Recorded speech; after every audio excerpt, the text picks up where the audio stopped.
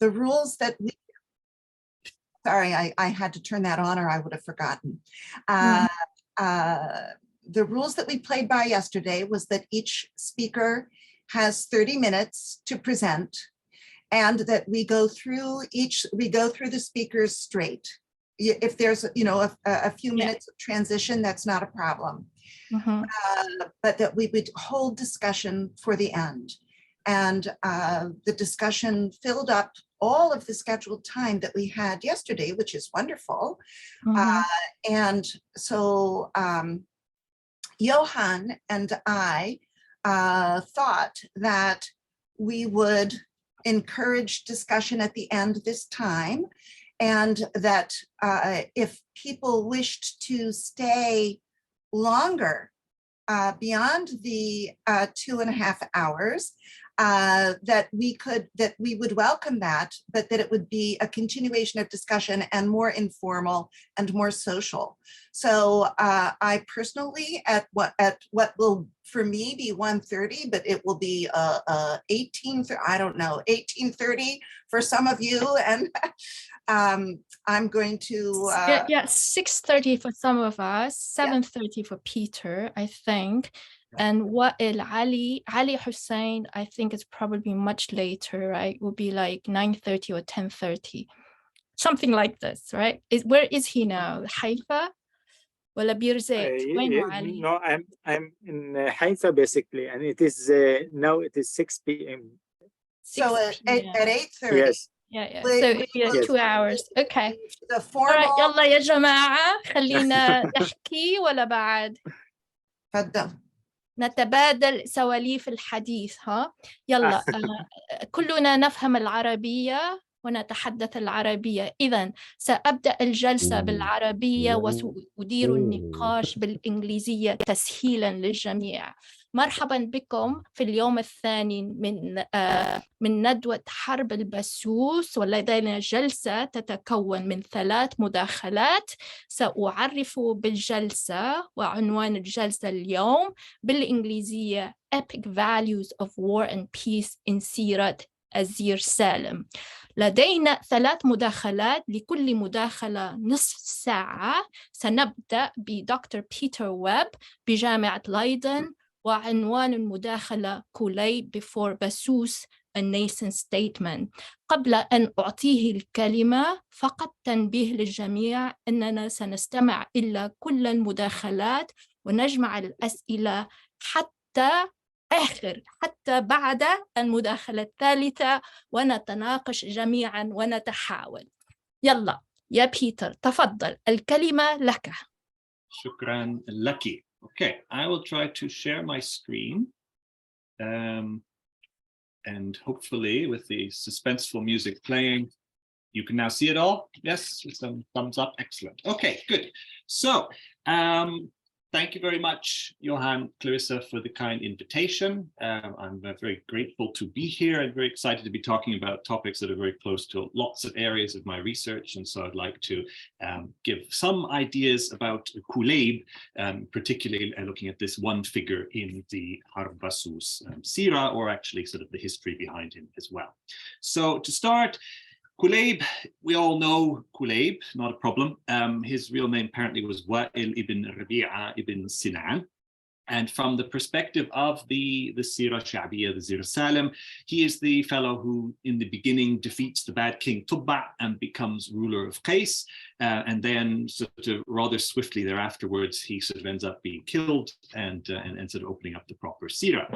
So he is sort of in the typical pictures here of a picture of the Zīr Sālim Sīrat. He is kind of domesticated to a Syrian milieu. And he has sort of kind of plays a lesser role in the popular stories than his younger brother Zīr Sālim. And so there's some Kulayb lying at the bottom, and the large figure, of course, is the younger brother Zīr Sālim. And so we have in the sort of for instance, in the Syrian recension of the story, and many of the recensions, Kulayb is transported from the sort of the Arabian context into a bit more of a Syrian one, and then kind of ends up lying on the floor here dead. And that sort of starts the actual proper epic narrative of the sort of the Zīr Salim's popular stories.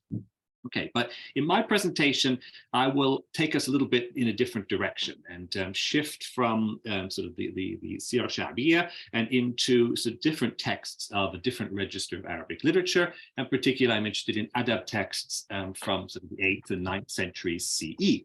And here, Kulayb is a different kind of figure. So there is sort of his entry, probably in the 8th century already. This was well known and well established. There is a method that it talks about Kulayb. Many of you will have heard, as min hima Kulayb. So it's a little method that you can find in all of the sort of books of the Amthal. And it is sort of, it means here, more secure than Kulayb's pasture lands. So the story here is that Kulayb created this thing called a hima. We'll be focusing on that to varying degrees throughout the talk. But hima in various terms is kind of a pasture land. It's something in Central Arabia, in Najd in particular, where there's either a high water table in the desert or where there's a lot of drainage, so rainwater can collect. And it becomes an area where there's good pasture. And so this is rather essential territory for pastoralists, for their horses and camels, and they sort of will go to various of these pasture lands to try to keep their flocks alive.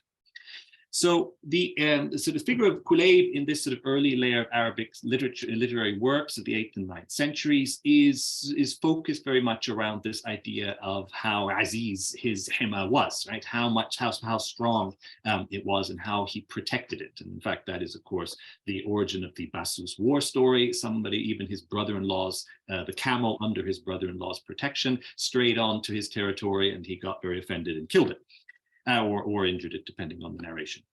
But the key point to look at here is in this sort of early layer of Arabic adab texts produced in Iraq in the 8th and 9th century, it is the basis point of Kulayb's memory. And there are more and more stories, if you start digging through the narratives, that sort of build on this method. So kind of the question is, all right, how secure were his pasture lands? Well, let's hear about it. And so the narrators tell us, for instance, that he used to declare a hima over mawaqi' as-sahab. And so wherever there were clouds, Kulayb would sort of declare that territory that he could only pasture on, which means he basically monopolized the rain.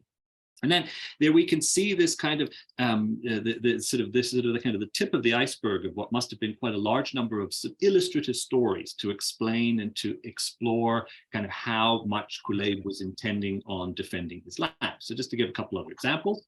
So let's have a little background here of something that could be a hima, a piece of the desert here, where there's actually your camels and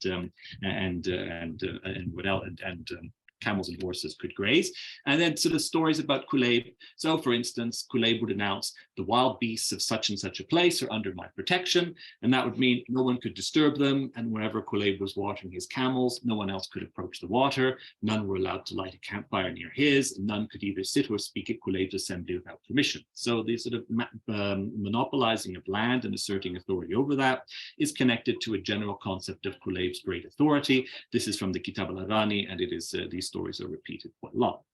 So then there are further stories about Kulayb's sort of extensive defense of his pasture lands. Here's one. It said that Kulayb used to release a puppy into a grazing land, and the extent to which its barking was heard marked the bounds within which no one else could pasture. And actually, this is apparently the origin of the story, why he's called Kulayb, because actually it wasn't his real name, but it was the name of the little dog that he would release. And so there is this kind of story that if anybody heard Kulayb's dog or the dog of Wa'il, Kulayb Wa'il's dog barking, you couldn't come near that land. And that was the story. And actually, Kulayb got his name from the little dog. And it keeps going. I mean, there are furthermore, this nice poem here that is particularly intriguing. Ya laki min kabarratin bima'mari, فلا لك الجو فبيضي واصفري ونكري ما شئتي أن تنكري. And so this is apparently a story where Kulayb was traveling through the desert, and there was a bird that was sort of had eggs, a nest of eggs on the ground, got distressed to see Kulayb approaching, and that's what he said, the poem. What a fine lacquered ma'mar, the air's clear, lay your eggs and sing and peck away, peck wherever you wish. And so the story here is that this bird is protected. Kulayb is taking protection of the land, and no one will be able to disturb the bird. And so kind of what we have is sort of kind of obvious sort of explorations of the idea of what Kulayb is interested in claiming as his own territory and the extent to which Kulayb is interested in protecting things and people, animals, and territory. And you could also say that there are certain exaggerations here that are going on. People are working on the story and coming up with creative ways of explaining Kulayb's protective interests and powers. Now, what I'd like to do at this point is to place pause on these stories, because there are plenty of them, but we need to kind of shift away from seeing Kulayb as kind of a pioneering animal conservationist and see there's actually sort of different reasons why we have these kinds of things. And so I think there's something rather more significant behind the sort of dramatic literary exaggerations of Kulayb's protective interests, and that there's actually a real issue of the workings of political power and politics in Central Arabia before Muhammad that can be deduced from these stories, and Kulayb really is at the center. So in order to think about that a little bit further, we shift from the Sīrat Sha'biyya, or from the Adab text, and indeed, so we're sort of shifting keep further, and we go into the narratives of the Ayyam al-Arab, where Kulayb also features, and you can find many of the stories that eventually filter into the Basūs narrative. And we can see here that Kulayb first appears in the context of the Yom Khazaz.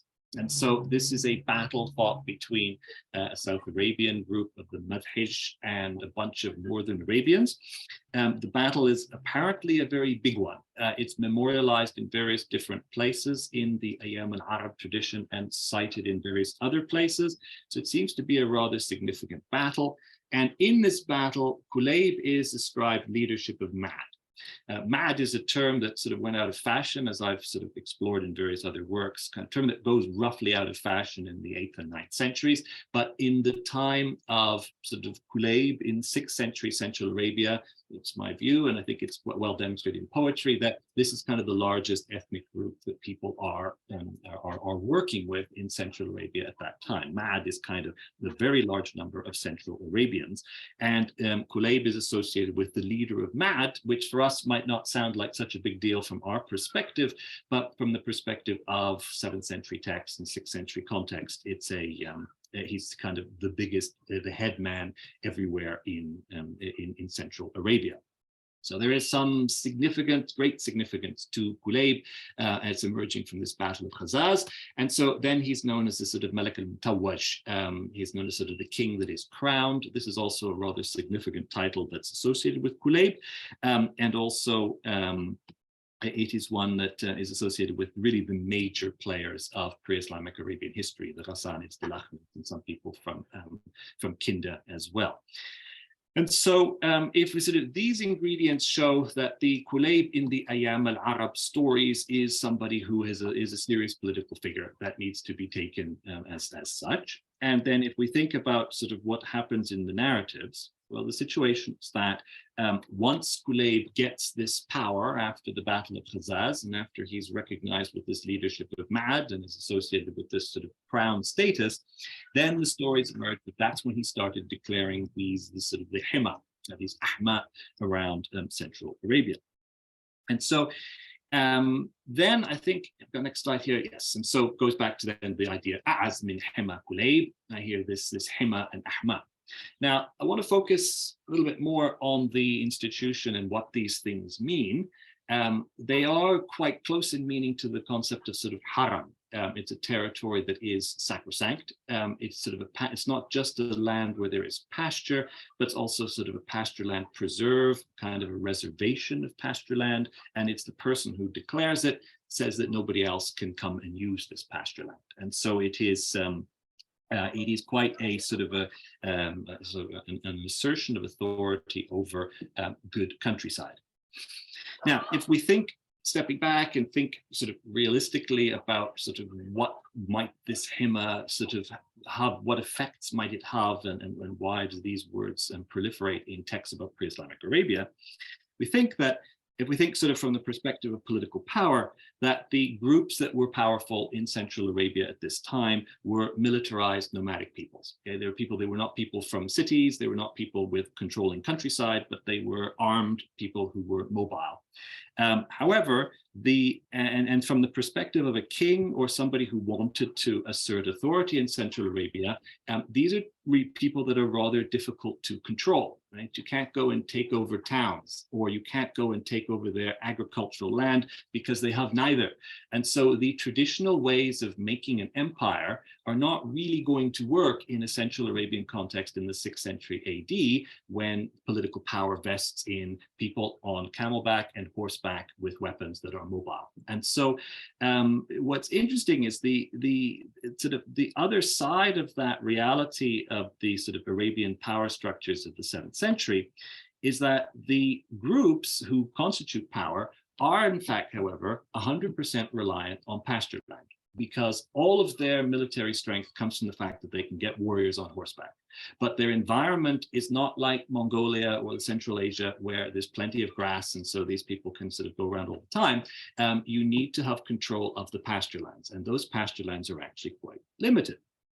So putting these 2 points together, if you can take pasture lands away from nomadic groups, then you actually hamstring their political power. And if you control pasture land for yourself, then that actually will dramatically increase your own ability to collect horses and camels, put warriors on the horses, and become even larger and larger.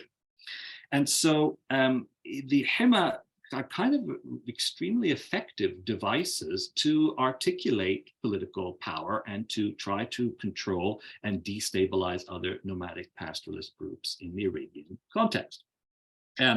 If someone declares pasture land preserve over a certain area, the people that live nearby will either have to ally with you or kind of become sort of servants of you in order to have access to the pasture land, or they'll have to move away. And either way, you end up having sort of pacifying the regions where you declare your control over a certain territory. And so what we sort of connecting this to Kulayb, we kind of have the specter from these references in the early texts that upon achieving sort of acknowledged status and power after the Battle of Khazaz, the Kulayb, I would suggest, would seem to sort of try to find methods to cement that power. Right? Sort of, he's got this symbolic authority thanks to leading an army at one battle, but then, okay, what happens next? Well, he then tries to parlay that authority and that respect that he has into something more tangible. And so he does so not by sort of making a conventional kingdom, because that's not really going to work in a Central Arabian context, but he does so by the sort of patchwork of assertions over different pasture lands. And that's an assertion of his authority to protect the lands and allow only his people and his allies access to them. And so from a matter of logic, I think this is a very logical way of building a state in sort of a pastoralist zone where the environment means that there are limited resources in as sort of the underlying aspect of the reality. So not only does it make logical sense, but Kulayb is also not the only person in the records who does this. We can also see there's a place called Bus, which is supposed to be a hima of the group, the Barid ibn Ghatafan. They're called a haram in some sources, or also called a hima. The idea here is the Barid ibn Ghatafan were waging a certain war. They were victorious in their campaigns, and so they decided to, after their victory, as it's described in the Ayyam al-Arab texts, they said, we will now sort of declare a hima over this area called Bus. And that caused some more fighting because there was somebody else who thought that he had control in that area.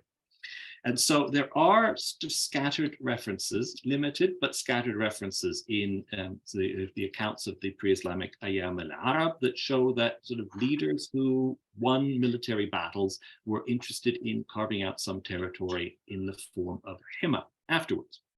And so Kulayb is the biggest of these people, but there are a couple other examples as well.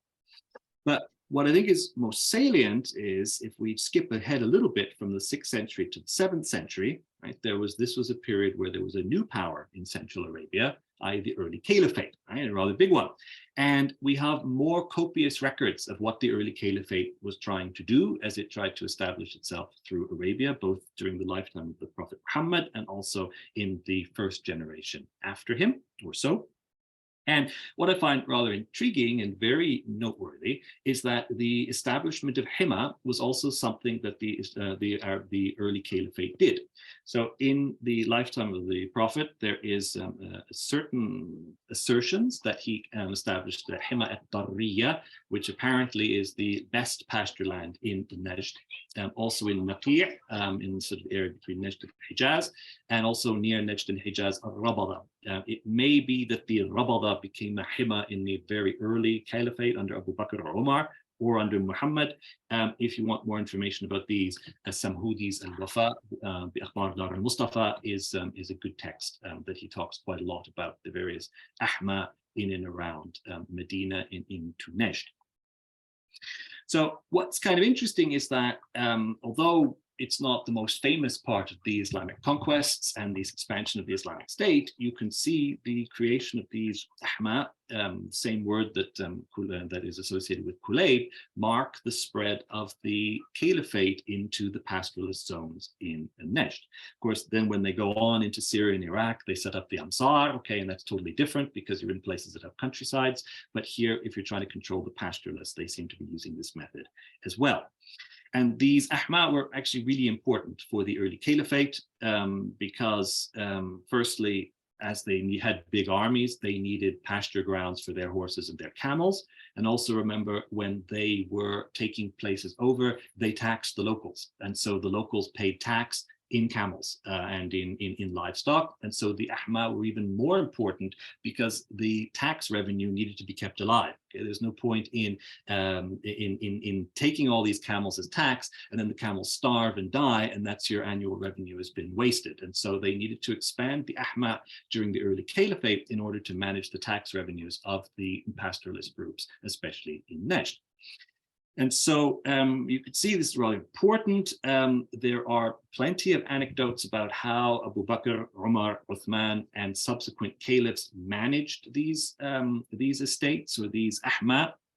And there was quite a lot of stories in different directions. So for example, so there are such the appointment of administrators over these places was sometimes an issue. Certain families from Mecca kind of asserted right to control certain territory. And of course, there was conflict with the locals.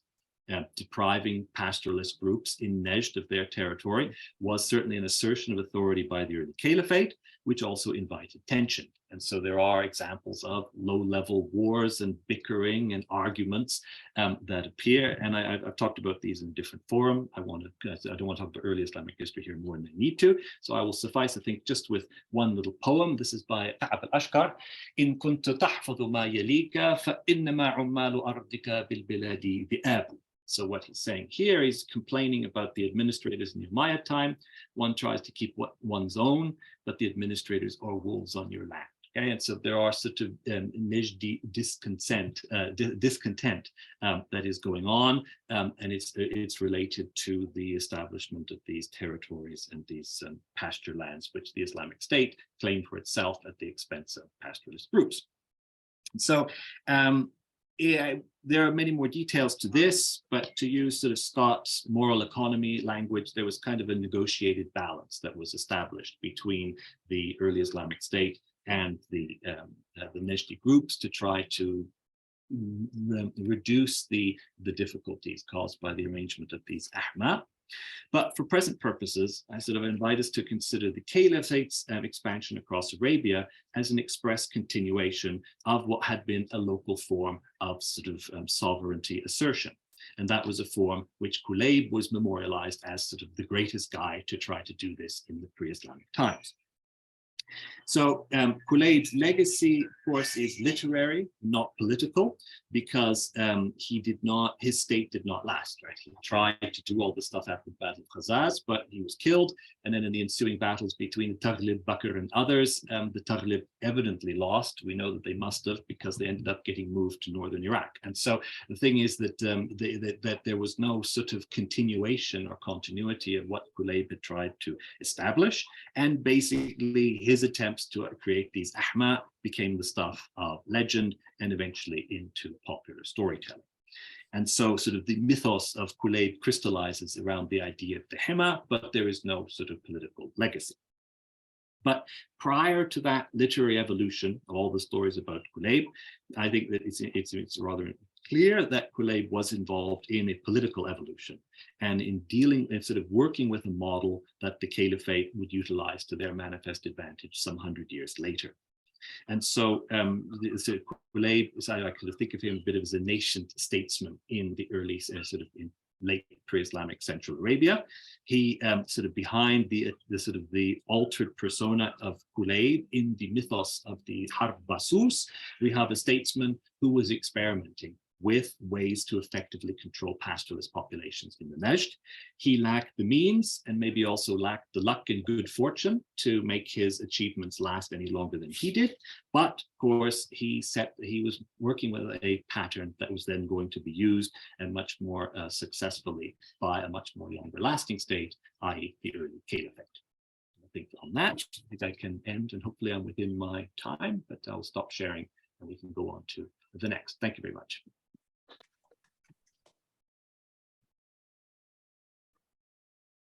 Thank you, Peter. You still have about 8 minutes, but it's okay. It's okay. But we can discuss. Yeah. Okay. Our next. Oh, sorry. المداخلة الثانية الدكتورة دانييلا بوتنزا من جامعة مدينة ستتحدث إلينا عن the value of peace in the Sīrat al-Zīr Sālim. تفضلي يا دكتورة بوتنزا. شكرا يا wen-chin. الكلمة لك. شكرا. Hello everybody. Thank you Clarissa, thank you Johan for having me. I'm glad to be here. So I will talk. Can you hear me?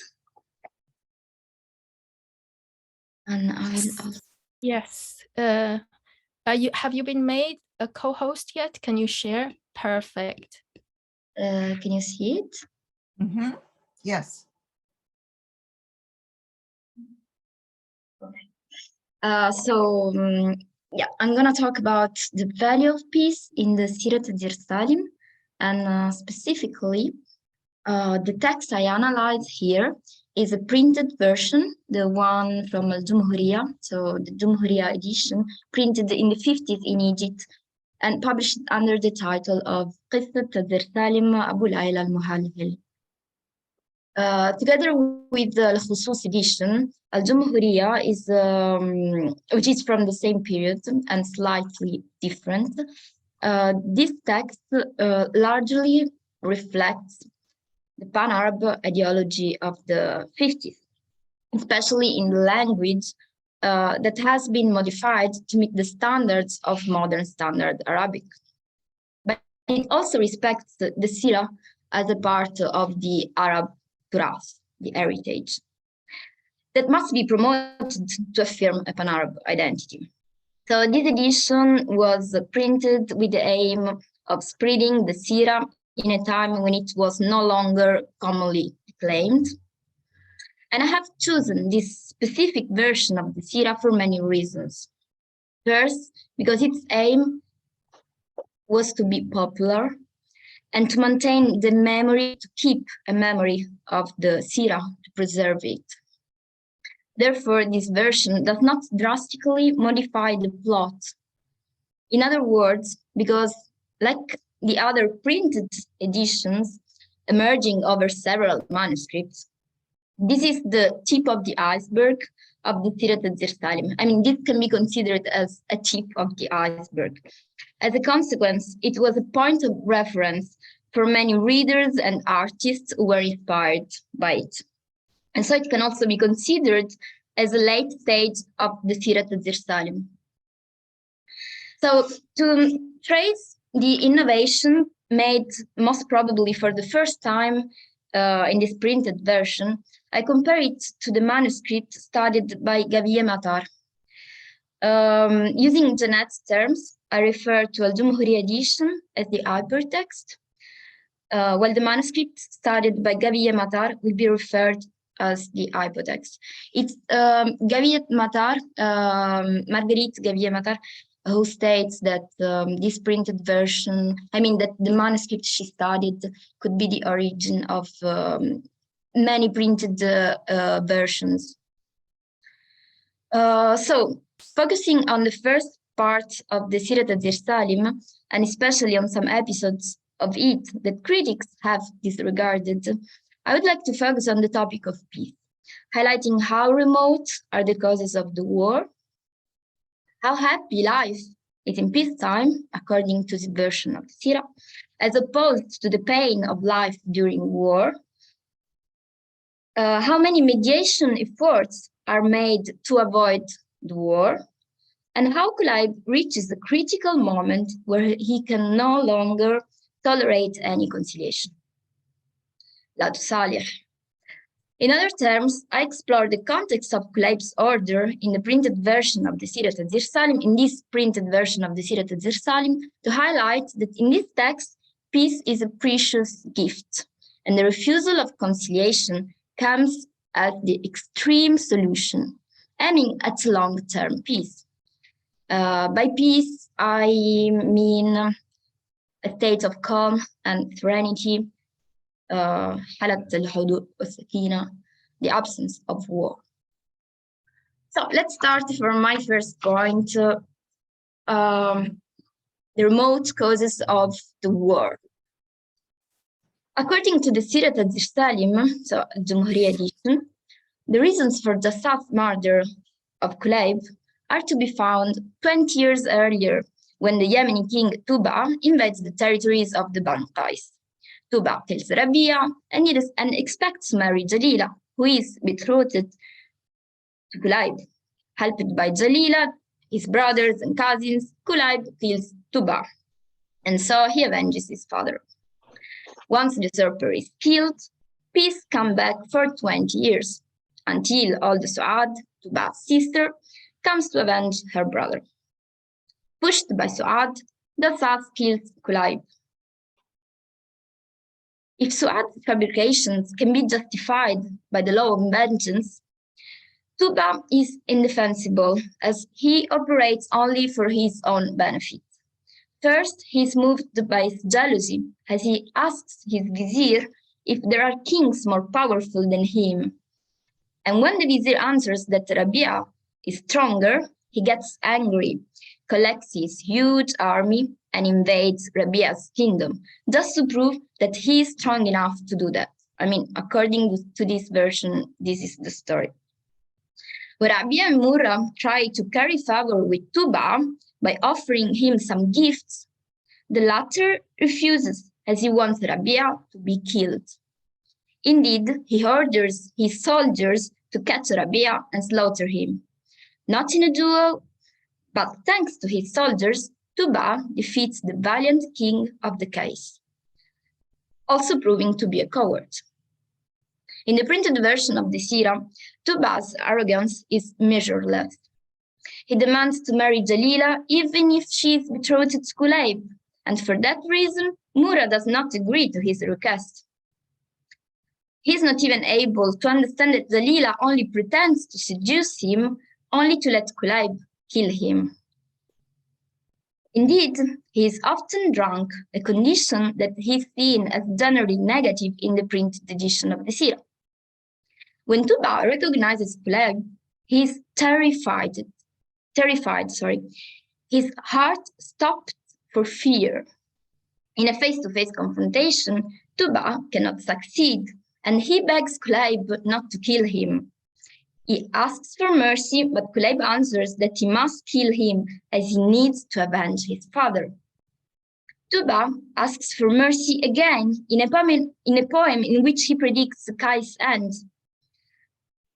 Kulayb answers that he cannot abstain from cutting off his head as he is as an usurper, and repeats that he must decapitate him. La Buddha min qat'a ra'sik. Facing the brave hero, Tuba appears even more despicable.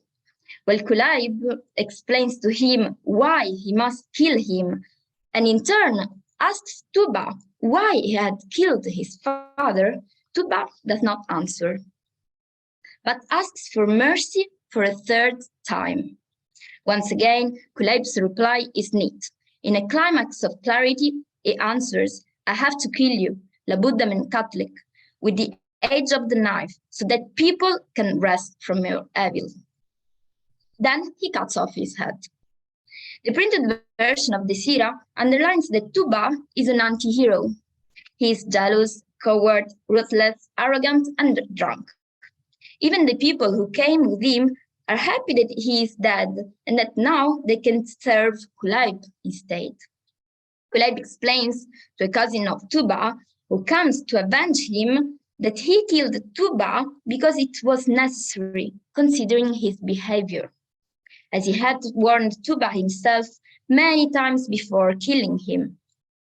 As we will see later, the negative image of Tuba develops in opposition to the good image of Kulayb, who appears as an absolute hero. In some manuscript versions, instead, characters from Yemen keep a positive role as a response to the historical conditions and geographical positions where these versions developed. In such versions, Tuba is not a drunk and wants to marry Jalila because she fascinates him, at the point that he's not fully lucid when he speaks to her. He admits repeatedly being drunk because of her and not because of the wine. In the same versions, only once Kulayb says that he has to kill Tuba, but the reason for such a statement is that he needs his vengeance. This aspect of Tuba's murder helps us frame Kulayb's order, la تصالح. At this point of the story, in the hypotext, so in the manuscript versions, Kulayb's reaction fits the practice of retaliation, which is nothing extraordinary in the context in which the Sīrat is set.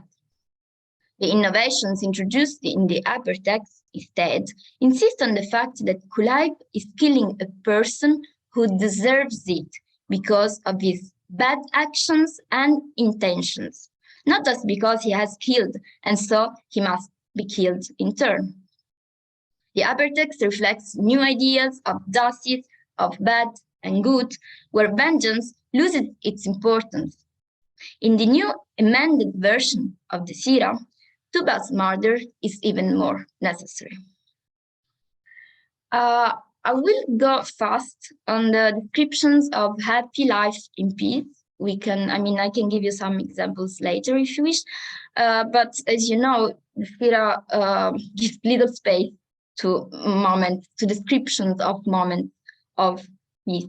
At any rate, the moments of joy occur only during peacetime and serve as a break in the narration of war and conflict that pervades the rest of the tale.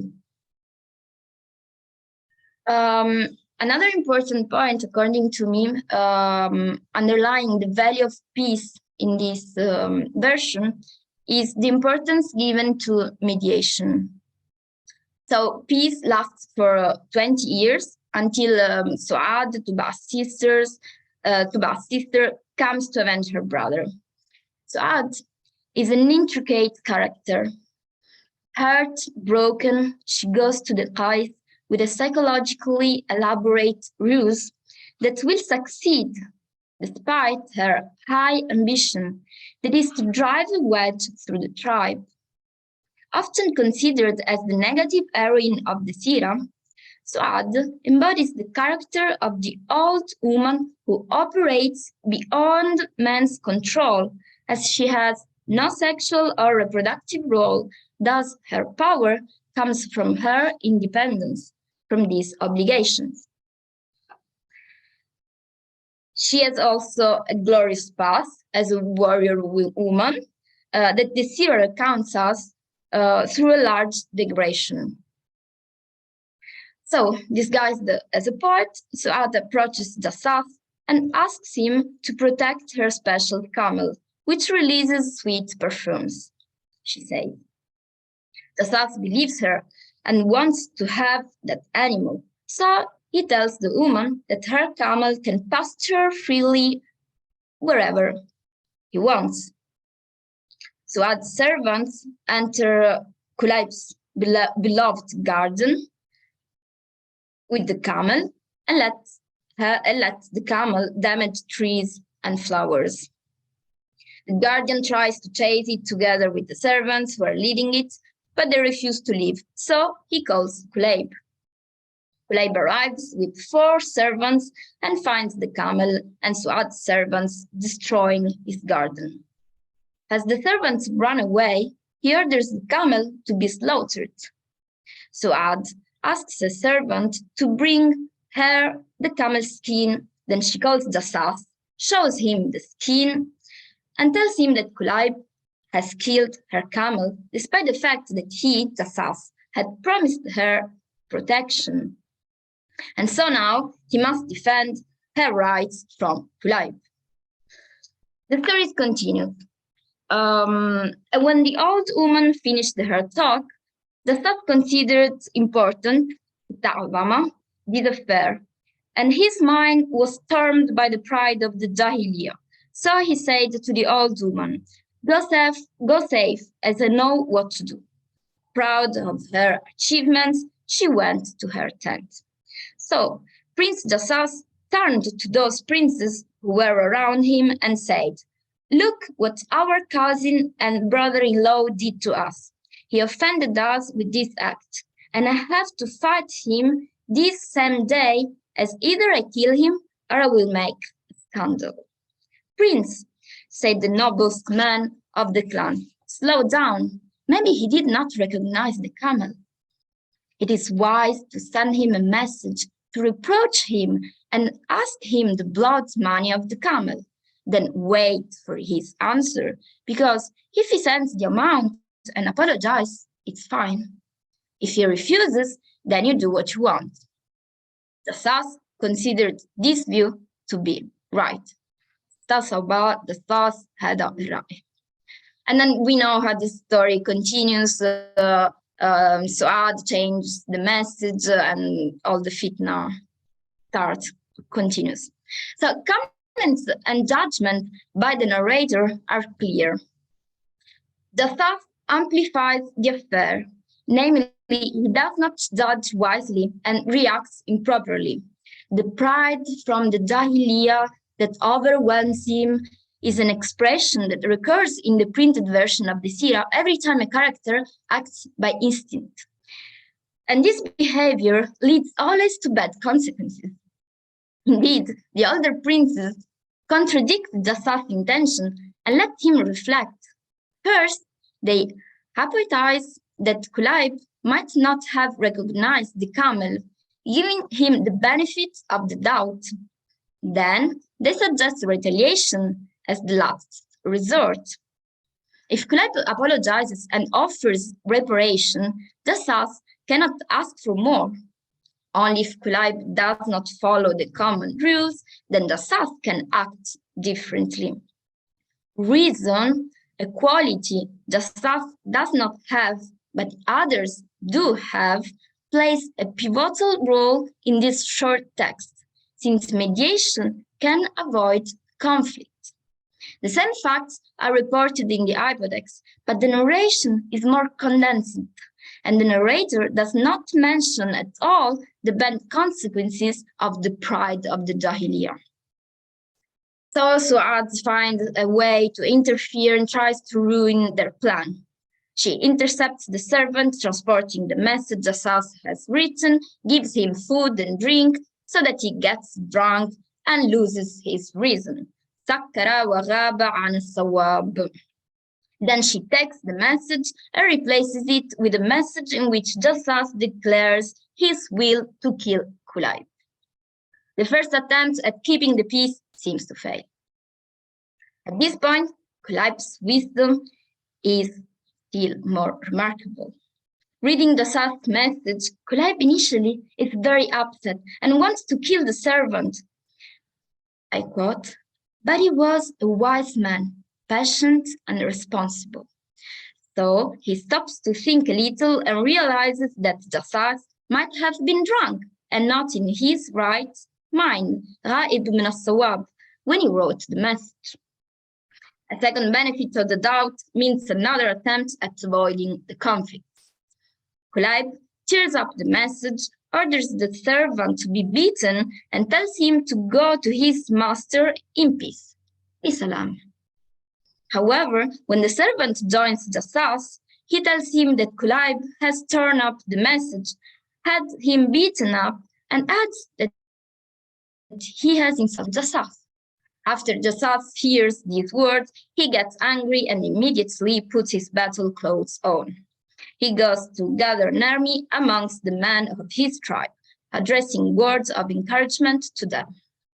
In both versions, the manuscripts and the Sīrat and the printed edition, these men categorically refuse to join the fight as they recognize Kulayb's valor that cannot be compared to a stupid camel, haqira. Once again, people close to Jasas do not comply with his arrogance and try to avoid the conflict. Please notice that both the hypotext and the hypertext give importance to mediation among the members of the same family. However, only in the hypotext does Jasas strangely act wisely. He goes to Suad and proposes that he pay the price of the camel, whatever it is, because he wants to avoid evil, ashar, spreading in his country, he says. According to this version, Jasas seems to try to redeem himself as he understands that it is better to avoid the conflict with his cousins. In the Jumhuri edition, instead, he simply asks Suad what she wants to compensate her loss, and when she answers that she will not accept any money, he simply obeys.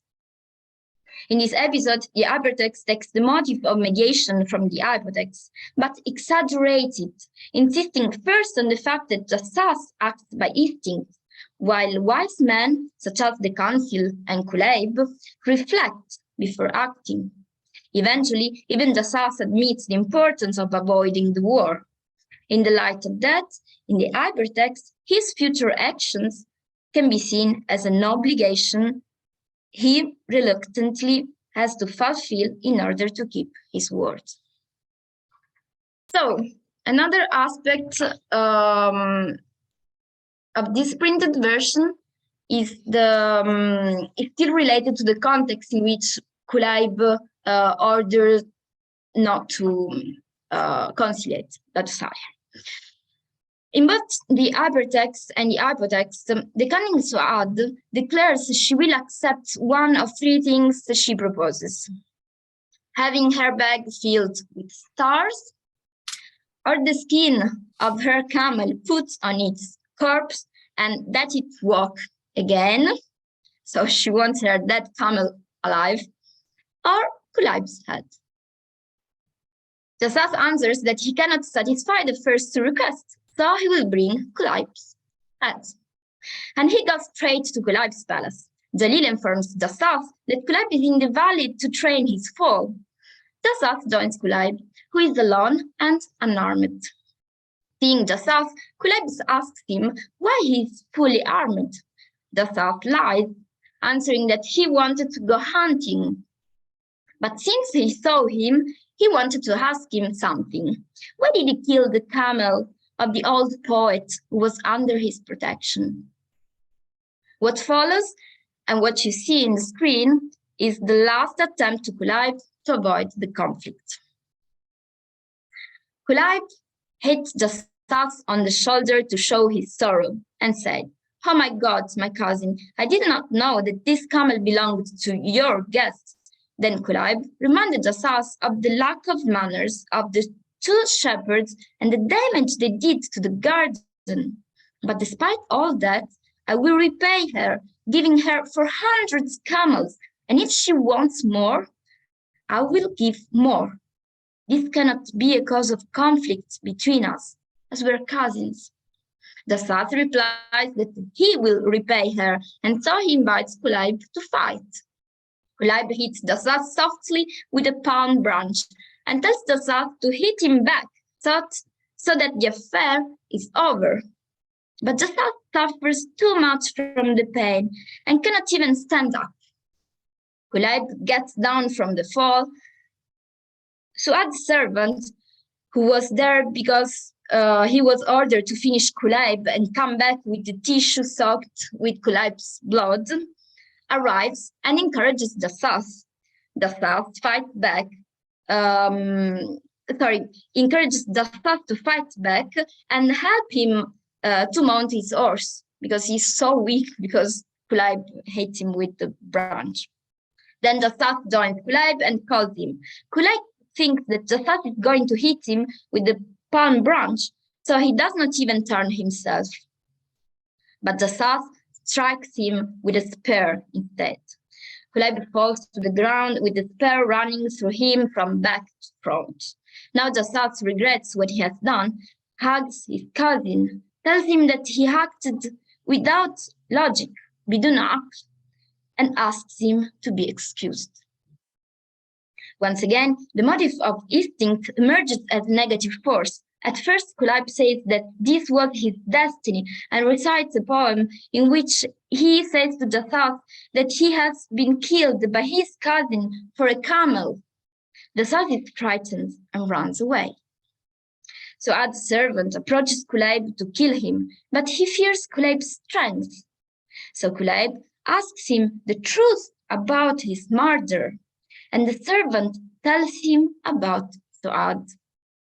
Kulayb asks him to bring him a flat stone that is close to them, and with his own blood, he writes the famous poem in which he repeatedly orders his brother Zīr not to reconcile. He will ask the servant to finish him, and so Kulayb dies. As for Suad, once the servant brings her the tissue with Kulayb's blood, she disappears in the night without any punishment, which is an anomaly for a woman causing fitna in the Sīrat. After all, despite everything, Suad is a brave woman who has been able alone to accomplish her vengeance. And Jasas is her perfect victim because she can manipulate him. Indeed, she chooses him because Jasas is jealous. He wants to own the magic camel and envies his cousin's power, but also because he is instinctive, and we have seen the consequences of that. After killing Kulayb, he regrets his actions. And then, of course, she chooses him because he is Murra's son, related to Kulayb by double family link. They're both cousins and brothers-in-law. In summary, Jasas is one of the most prestigious men in the family, but he is weak. In the following part of the Sīrat, his character does not evolve. While Kulayb is dying, a scared Jasas goes to his family and tells them what he did. His father, King Murra, scolds him and proposes to give Jasas to Zīr, so that he can kill him to compensate for Kulayb's death and avoid the fitna. But his brothers refuse because they do not want Zīr to be their king.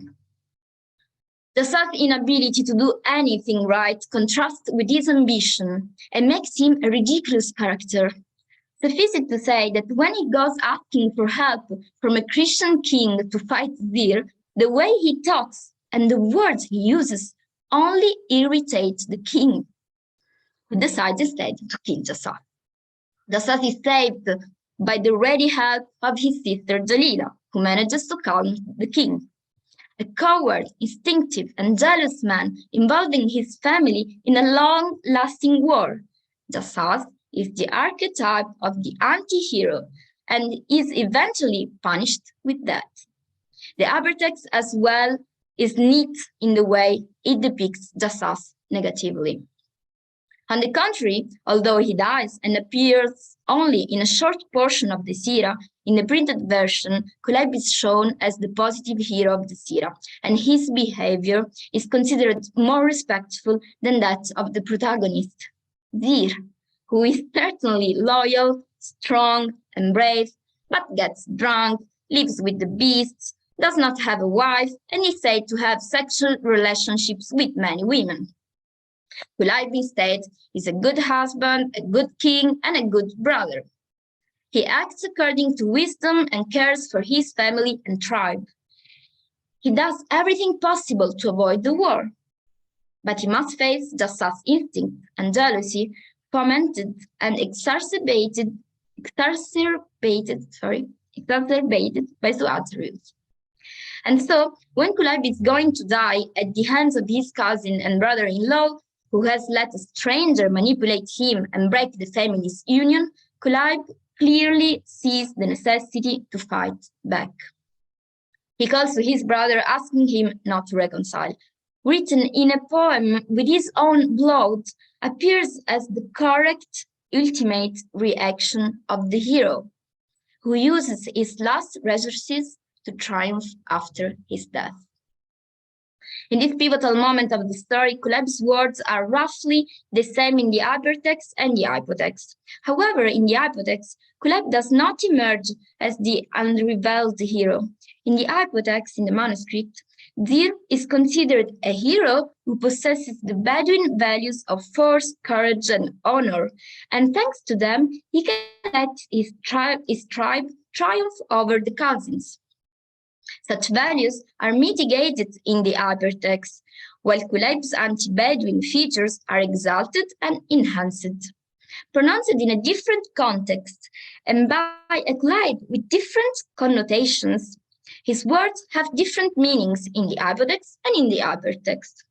On the plan of the hypertext, insists on a new set of values, exalting the need to kill because an innocent, wise king has been treacherously killed by his weak cousin, and because of all reasons that are extraneous to the family. Therefore, the text resorts to intrinsic reasons to motivate Kulayb's order and its consequent war. So I will go to some conclusive remarks. The transformation from the manuscript to the printed version we analyze has a serious tone, and in Janetian terms, it would be called a transposition. This transposition mainly aims at formal changes. However, the printed edition also involves transformations of the contents that are aimed at amputating what the editors must have believed to be bad or out of fashion, thus providing an emendate version of the hypotext. As for the transformations of the contents, it is difficult to retrace a precise ideology in the printed version of the Sīrat. Indeed, only a few passages vary from the hypotext. We can assume that in the modern printed adaptation, many Bedouin values are rejected and substituted by causes that are deemed as morally acceptable to motivate war. For instance, in both cases, Kulayb's order, tragically written with his own blood before dying, is the result of the serious fault of an individual that must be expiated by a community. Its radical elimination can occur only through the extreme solution, namely war. The various adaptations of the Sīrat al-Zīr Sālim respond to historically shifting social moral criteria, which each community establishes for itself. Though on a first approach, the main motive of the Sīrat al-Zīr Sālim seems to be war, al-Basūs, Harb al Basus, and generally this is the main point critics highlight from the Sīrat, not today. The context of Kulayb's order of not reconciling reveals instead that the main topic of the story is peace. Living in peace means a pleasant life, with love, family, hobbies, and even caring for plants and flowers. As losing peace means ruin, the positive characters of the Sīrat do whatever is in their power to avoid war. For that reason, mediation is reiterated throughout the story, especially when the SOAS is about to kill Kulayb. The positive hero of the story, Kulayb, is a master of mediation, both in the printed version of the Sīrat and in the manuscript. He even blocks his own instincts in order to avoid conflict. Conversely, the one who promotes war for his personal satisfaction, namely the SOAS, is the negative hero. The printed version underlines this aspect even more than the manuscripts. The reasons for the war are rooted in a faraway past, and Suad is heartbroken for the loss of her brother. She alone leads an unstoppable plan until she succeeds. Despite the two tribes' unity, she finds the weak link, the SOAS, and manipulates him until the rupture of the family is caused. Confronted with his cousin's cowardice, having let SOAS manipulate him, and having tried so many times to avoid the conflict, Kulayb, on the verge of death, cannot but ask for justice to be done. And so he asks his valiant brother al-Zīr, تصالح. Read in its context, Kulayb's message appears to be the ultimate solution, the only one possible, in a context where, otherwise, injustice would reign. Thank you so much. Thank you very much, Daniela. Thank you so much. Now, والآن إلى المداخلة الثالثة. هل الدكتور وائل خطاب موجود معنا؟ نعم. نعم. المداخلة الثالثة بعنوان هل ستتحدث بالعربية أم بالإنجليزية؟ نعم بالعربية. بالعربية. إذن المداخلة الثالثة بعنوان لا تصالح وبنية العقل العربي الثأر الرفض المقاومة أمل دنقل نموذجا. والمتحدث الدكتور وائل خطاب من مركز الدفاع للغات بمونتري. تفضل الكلمة لك يا دكتور وائل. شكرا جزيلا. في البداية أحب أن أشكر كلاريسا ويوهان لتنظيم هذه الندوة والسادة الحضور لاستقطاع جزء من عطلة نهاية الأسبوع وقضاءه معنا. شكرا جزيلا. في البداية أود أن أشارك معكم. هل ترون الشاشة لدي؟ هل يمكن أن رؤية الشاشة؟ نعم جيد. بكل وضوح. هذا جيد. هذه بعض الأشكال المعاصرة لاستخدام لا تصالح، وهو ما أناقشه ببعض التفصيل، لكن هذه الصور سريعا من فلسطين وسوريا، وفي النص أيضا لا تصالح، وجزء من قصيدة أمل دنقل، ومصر وكيف تطورت إلى أن تصبح شعارا على الملابس لا تصالح، في السودان وتونس. هذه الصور سريعا في البحرين والخليج العربي. أما هذه الصورة ستوقف عندها قليلا حينما أتحدث عن الزير سالم. هناك أيضا هذا النص، وهو النص الذي سأناقشه في بعض التفصيل، وكيف انتحل على الزير سالم أو كيف تم انتحاله. ولهذا النص أكثر من 4 روايات مختلفة. هذه أحدهما، هذه نسخة أخرى للنص، وهذه نسخة ثالثة للنص. كل هذا قيل أن الزير سالم كتبه وقت وفاته. لكن سريعا قبل أن أبدأ الآن نعود هذه الصورة معذرة. إن حرب البسوس هي حرب يتعاقب فيها النثر والشعر، وهي واحدة من أهم وأخصب الملاحم التي لا تزال تعيش في الثقافة العربية حتى يومنا هذا. هذه السيرة لها روايات عديدة يختلف بناءها من مكان لآخر، في مصر أم اليمن أم سوريا أم العراق، ويختلف حتى الأحداث، هل كانت تدور في هذه البلاد أيضا أم كانت تدور فقط في شبه الجزيرة واليمن والشام. هناك اختلافات عديدة حول الشخصيات الرئيسية والفرعية وعلاقات القرابة بينها. هل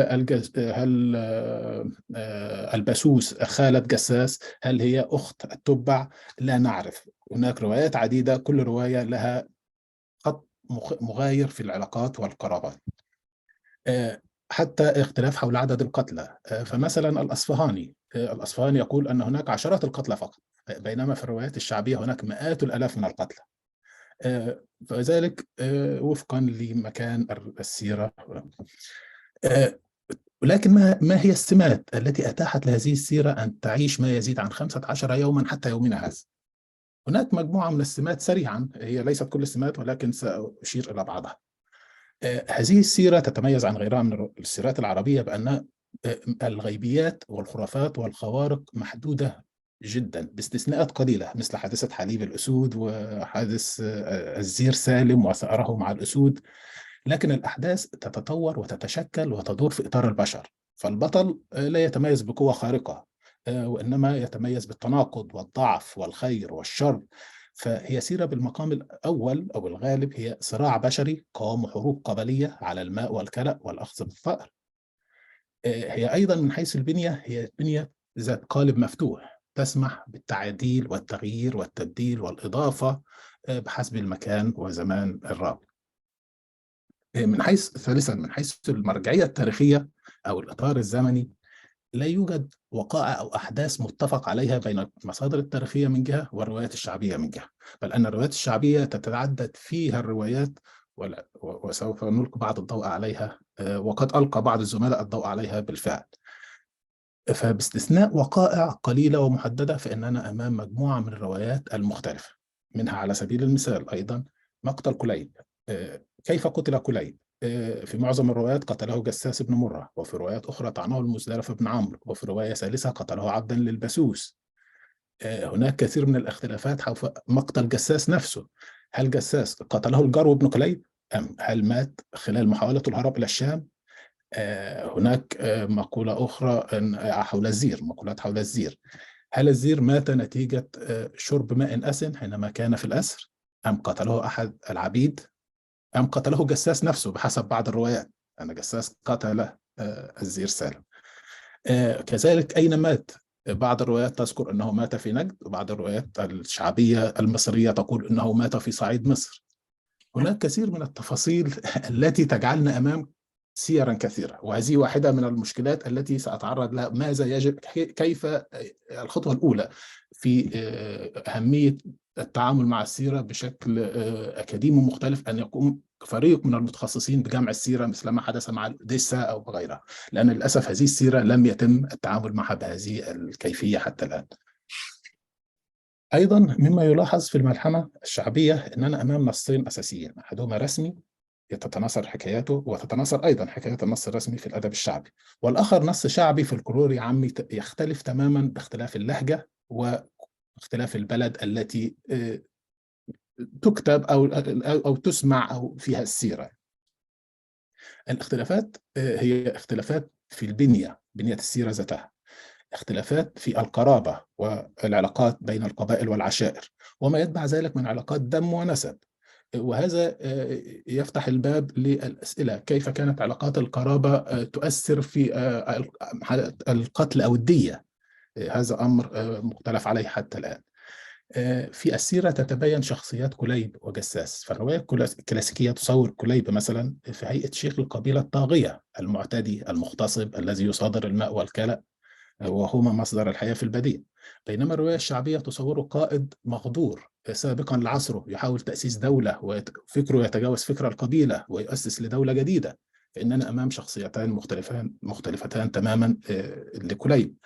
الزير سالم أيضا، أحدهما صورة باهتة، صورة بغيضة، صورة شريرة، حتى لقب إنه داهية ويقتل أبناء أختيه أم الأغر وضباع في الحرب، بل يمارس الحرب على أنها خدعة، وكثيرا ما يقع في أسر أعدائه، أكثر من مرة أسرة، وفي حينها يضحي بأقرب وأعز أصدقائه لينقذ نفسه. وذلك يختلف أو يتعارض مع الطابع الشعبي للسيرة الذي تصوره كبطل مكتمل الفضائل له قدرات خارقة. فنحن أمام صورا كثيرة ومختلفة.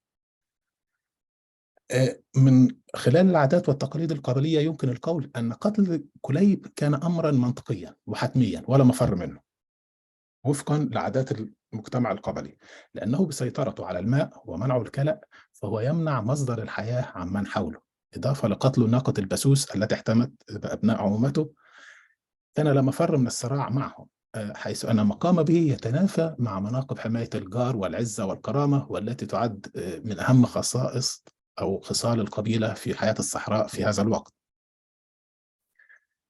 هذه السيرة بكل مقوماتها تثير العديد من الأسئلة، وهي القصيدة الأهم التي سأركز عليها الآن هي قصيدة لا تصالح.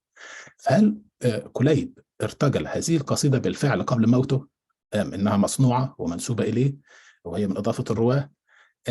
هل تتشابه مع نسق القصائد أو الأشعار الأخرى التي كتبها كليب؟ كليب لم يكتب أشعارا كثيرة ولكن أبيات قليلة. ومتى كتبت أو متى أضيفت بمعنى أدق للرواية؟ هذا موضوع آخر. في البداية القصيدة التي تتكون من 10 أبيات تقول أن كليب كتبها بدمه على أحد الصخور في لحظات احتضاره الأخيرة بعد أن طعنه جساس. هذه هي الرواية الأكثر شيوعا أو انتشارا. لكن من حيث البناء والأسلوب اللغوي وما يعتريها من مشاعر إيمانية وعقيدة توحيدية تفتح باب للتساؤل والمراجعة. أولا، كليب حسب ما نسب إليه في معظم المصادر لم يكتب إلا 10 قصائد في مناسبات مختلفة، ومنها مرسياته الذاتية لا تصالح. كل أشعاره باستثناء قصيدة إذا كانت قرابتكم علينا هي لا تتجاوز 7 أبيات. أما في لحظة الموت الأخيرة فكليب يكتب واحدة من أطول قصائده والمكونة من 10 أبيات، وفي رواية أخرى 12 بيتا، وفي رواية أخرى 18 بيتا في هذه المرسية. فهل وقت احتضاره كان مناسبا لإطالة الشعر وتجويده؟ وخاصة إنه لم يعرف عنه كتابة أي قصيدة طويلة. الروايات الشعبية وكثير من مصادر التاريخ والأدب من بينها الكامل في التاريخ والأغاني والمخطوطات مثل حرب الباسوس، هناك 3 مخطوطات أعمل عليهما حاليا في محاولة قراءتهم أو نشرهما فيما بعد إن شاء الله. هذه المصادر لم تشر أن كليب كتب أو ارتجل هذه القصيدة وقت موته. لا يوجد أي إشارة لهذه القصيدة في المصادر الرسمية أو كتب التراث والأدب العربي، وأيضا في كثير من الروايات الشعبية التي ترجع حتى عام 1887 باستثناء أول رواية شعبية عثرت عليها، وهي ليست مؤرخة ولكن تم نشرها في القرن ال19 في مصر في مكتبة الجمهورية العربية، وهي محفوظة الآن في مكتبة الجامعة الأمريكية. لكن أستطيع من خلال قراءة الرواية وتحديدا في مرسية التبع اليماني في هذه الرواية أن الرواية نفسها قد كتبت قبل عام 1798 هذه السيرة. ومنها أيضا قد نستشف أن قصيدة لا تصالح كتبت في الفترة بين 1750 و 1798 أي قبل الحملة الفرنسية على مصر، ويمكن أن نشير إلى ذلك لاحقا. في القصيدة كليب يقرر في البداية أنها 10 أبيات أو وصايا يهديها لأخيه المهلهل. في لحظة الموت هل كان يعلم أنه سيقتل غدرا فأعدها ونقحها ليتلوها قبل موته ويقول هناك أنا سأقول لك 10 قصائد الآن وأنا أنزف وأنا أموت أو 10 أبيات، أنا سأقول لك 10 أبيات، هذا أمر مستبعد. فطبيعة الموقف تفتح بابا للشك في انتحالها.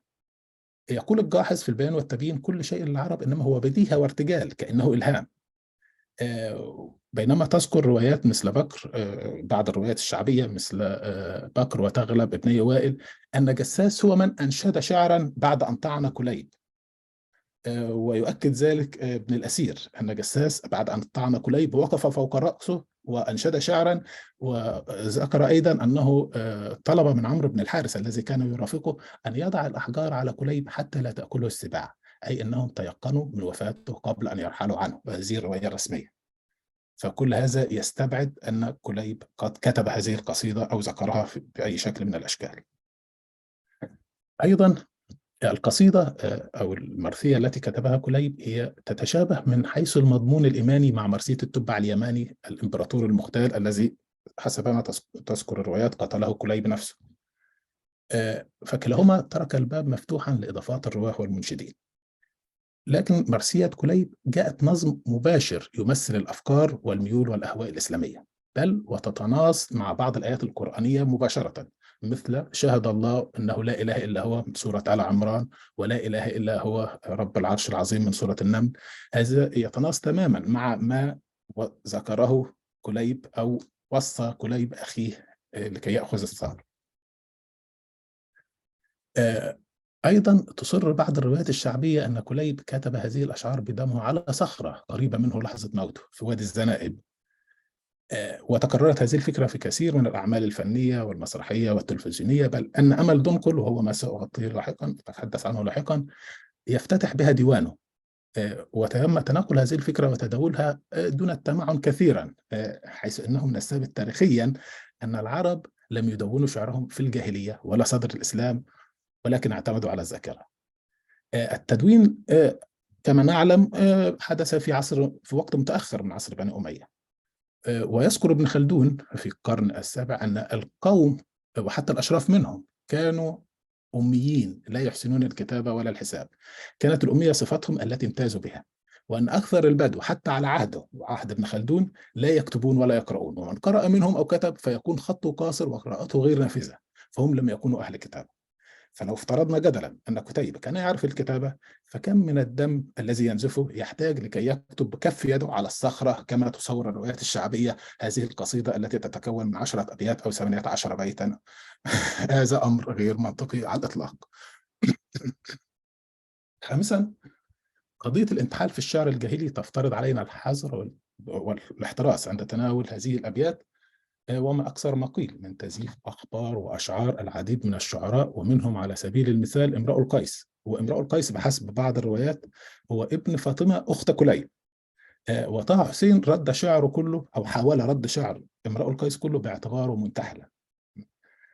فمن هنا أن حرب الباسوس كسيرة ذاتية هي ليست سيرة ذاتية، إنما هي سيرة شعبية تتسم بقبولها لكثير من الحذف والإضافة والتغيير بحسب الأهواء وحسب الرواه وحسب الأماكن بالطبع. بالرغم من كل هذا فهذه السيرة صارت مصدر إلهام لعديد من الشعراء والكتاب العرب، وأهمهم أمل دنقل الذي كتب قصيدة لا تصالح سنة 1976. وقصيدة لا تصالح لأمل دنقل هي أهم قصائد النصر المعاصر التي استلهمت أبيات المنسوبة لكليب، ويعتبرها الكثير هي قصيدة وطنية وسياسية بالمقام الأول، استخدمت كرمز للمقاومة ضد سياسات الحكومات العربية بداية من مرحلة اتفاقية السلام المصرية الإسرائيلية، ثم بعد ذلك في النضال والتحريض ضد موقف السلطات العربية خلال ثورات الربيع العربي مثلما شاهدنا في بعض الصور في البداية. وهنا يطرح سؤال آخر حول كيفية تأثير الأبيات المنسوبة لكليب على الشكل والمضمون ومعايير الجمال، وكذلك بوصفها موقفا أخلاقيا أو سياسيا على قصيدة لا تصالح لأمل دنقل. تلك القصيدة التي كتبها أمل دنقل قبل زيارة السادات الرئيس السابق للقدس، تحديدا كتبها بعد توقيع اتفاقية فصل القوات بين مصر وإسرائيل وبداية ظهور الحديث حول الصلح. إشارة سريعة أن أمل دنقل نفسه فقد والده في سن العاشرة، وهو ما أثر عليه كثيرا وأكسب شعره مسحة من الحزن التي نجدها في مراسي اليمامة وخصومة قلبي مع الله، والتي تتماشى مع النص القديم لسيرة الزير. أمل دنقل استوحى قصائده من تراث العربي. كان السائد في هذا الوقت في الشعر المصري التأثر بالميثولوجيا الغربية خاصة اليونانية، لكن أمل كان يستمد كثير من قصصه بل يستمد كثير من أعماله بناء من رموز التراث العربي أكثر من الإغريقي أو اليوناني. أمل دنقل وعاصر أو عاش أحلام العروبة والثورة المصرية، وصدم مثل كل المصريين بعد انكسار مصر في عام 67 النكسة، وعبر عن صدمته في مجموعة تعليق على ما حدث. كما شهد أمل دنقل النصر في عام 73، وشهد أيضا ضياعه، وصرخ مع كل من صرخوا ضد معاهدة السلام، ووقتها كتب هذه القصيدة لا تصالح التي عبر فيها عن كل ما جال بخاطر معظم المصريين أو كثير من المصريين. كان موقف أمل دنقل من عملية السلام سببا في اصطدامه كثيرا بالسلطات، خاصة وأن أشعاره كان يرددها وما يزال الآلاف في المظاهرات داخل مصر وخارجها. ومما يلفت الانتباه أن عدد مرات الاستماع لهذه القصيدة وليس القراءة، الاستماع فقط لهذه القصيدة على موقع يوتيوب خلال السنوات الأخيرة 3 سنوات تجاوز 3.5 مليون مشاهدة. ما زالت حية في الوجدان العربي حتى هذه اللحظة.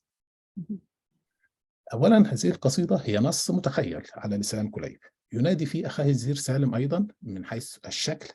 القصيدة جاءت في 10 مقاطع أو 10 وصايا أو 10 وحدات، هي نفس عدد الوصايا التي نسبت لكليب في كثير من المصادر. ويبدأ كل مقطع في قصيدة أمل دنقل يبدأ بلا تصالح. بالطبع اختيار عنوان القصيدة من البداية لم يأتي جزافا أو عشوائيا، بل يشير إلى محور القصيدة ويمثلها تمثيلا كثيفا. هو يبدأ بالنهي، والنهي أسلوب في اللغة العربية هو أسلوب الأمر السلبي، لا تفعل، أي الكف الفوري عن الفعل سواء في الحاضر أو المستقبل، لا تفعل. في المقطع الأول يصور الشاعر كليبا يأمر أخيه برفض الذهب ثمنا للشرف من خلال صورة الأخوين الطفلين، وقد وقف بين يدي أمهما ينالان التقريع المشترك ويبتسمان في تآمر لطيف.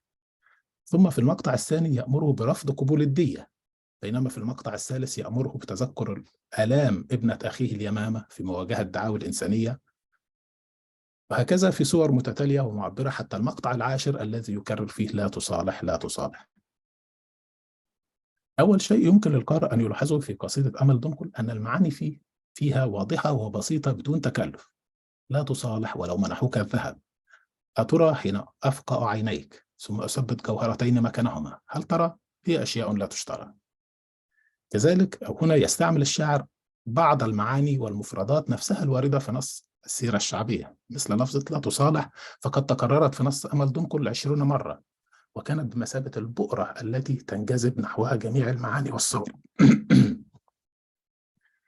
أيضا في قول أمل دنقل لا تصالح ولو منحوك الذهب، ولو منحوك الذهب لا تختلف عن قول كليب للمهلهل لا تصالح ولو أعطوك مالا مع عقود، أو مالا مع ذهب في بعض الروايات. لكن هذا لا يعني أن الشاعر قد وقع في التكرار أو تقليد ما جاء في السيرة الشعبية، بل العكس، أن أمل دنقل منح هذه المفردات أشكالا جديدة للحياة استخدامها ضمن إطار معاصر وقضايا حديثة، فغدت لا تصالح شعارا سياسيا ينبه للحق القومي قبل أن يكون نداء فرديا للثأر. أمل دنقل هنا باستحضاره لصورة كليب الماضية ويدرك سلفا أنه ينشئ في ذهن المتلقي العربي واحدة من علاقات التداعي بينها وبين صورة الحاضر العربي المسلوب. من هنا فإننا أمام عالمين متوازيين، الملك المغدور كليب وائل في زمن الجاهلية مقابل الشرف العربي المطعون في الزمن الحاضر. بين العالمين توجد قراءتان تستخلصان من القصيدة. القراءة الأولى هي شعرية أدبية تحتكم إلى معايير الجمال وتنظر للقصيدة بوصفها نصا شعريا. أما القراءة الثانية فهي سياسية، تنظر للقصيدة بوصفها موقفا سياسيا وأخلاقيا. وواضح أن الموقف الذي استغرق الشاعر أمل دنقل هو الوصية المنسوبة لكليب، أراد أن تعكس رؤيته المعاصرة لطبيعة الصلح مع إسرائيل، والذي كان أمل دنقل يعلنه في كل مجالسه. يرى أن الأرض العربية السليبة لن تعود إلى الحياة إلا بالدم. وحينما نشرت القصيدة أول مرة، وقد نشرت خارج مصر وتحديدا في مجلة آفاق عربية ببغداد، قال أمل حينها أنه يحاول تقديم حرب البسوس التي دامت 40 عاما برؤية معاصرة، وأنه حاول أن يجعل كليب رمزا للمجد العربي القتيل وللأراضي العربية السليبة التي تريد العودة للحياة من جديد عن طريق عودتها لأصحابها. ويضيف أمل دنقل أن القضية ليست في أن يعود كليب حيا أو يراق من أجله الدم، بل العدل. القضية التي يتبناها هنا من منظور أمل دنقل أو منظور الوطني أو القومي إنها العدل وليست الثأر. ويلاحظ في قصيدة أمل دنقل شيوع الاستفهام الاستنكاري، مثل كيف تخطو على جثة ابن أبيك، كيف تنظر في يد من صفحوك فلا تبصر الدم، أتنسى الرداء الملطخ بالدماء. ويشيع هذا النوع من الاستفهام في إشارة إلى الإنكار والرفض والنهي والتحذير. فالقيمة المضافة هنا في تنغيم الاستفهام أو التعجب تشير إلى التهكم من واقع مضى بالنسبة لكليب، وهو موته وزواله في لحظة عبثية لا تصدق بالنسبة لكليب. وبموت كليب يتوقف المشروع النهضوي، كما تشير أيضا إلى القادم الذي يتخوف من وقوعه هو التنازل عن الثأر على حساب دمه الذي يرى فيه هو دم الجماعة. فهناك صورتان في هذا النص، ما بين النص التداعي أو استدعاء النص القديم في ذهن المتلقي العربي مع الواقع العربي المعاش في هذه اللحظة. فأساليب الاستفهام والتساؤل والتعجب والأمر كانت أهم خصائص الشعر الرثاء في العصر الجاهلي.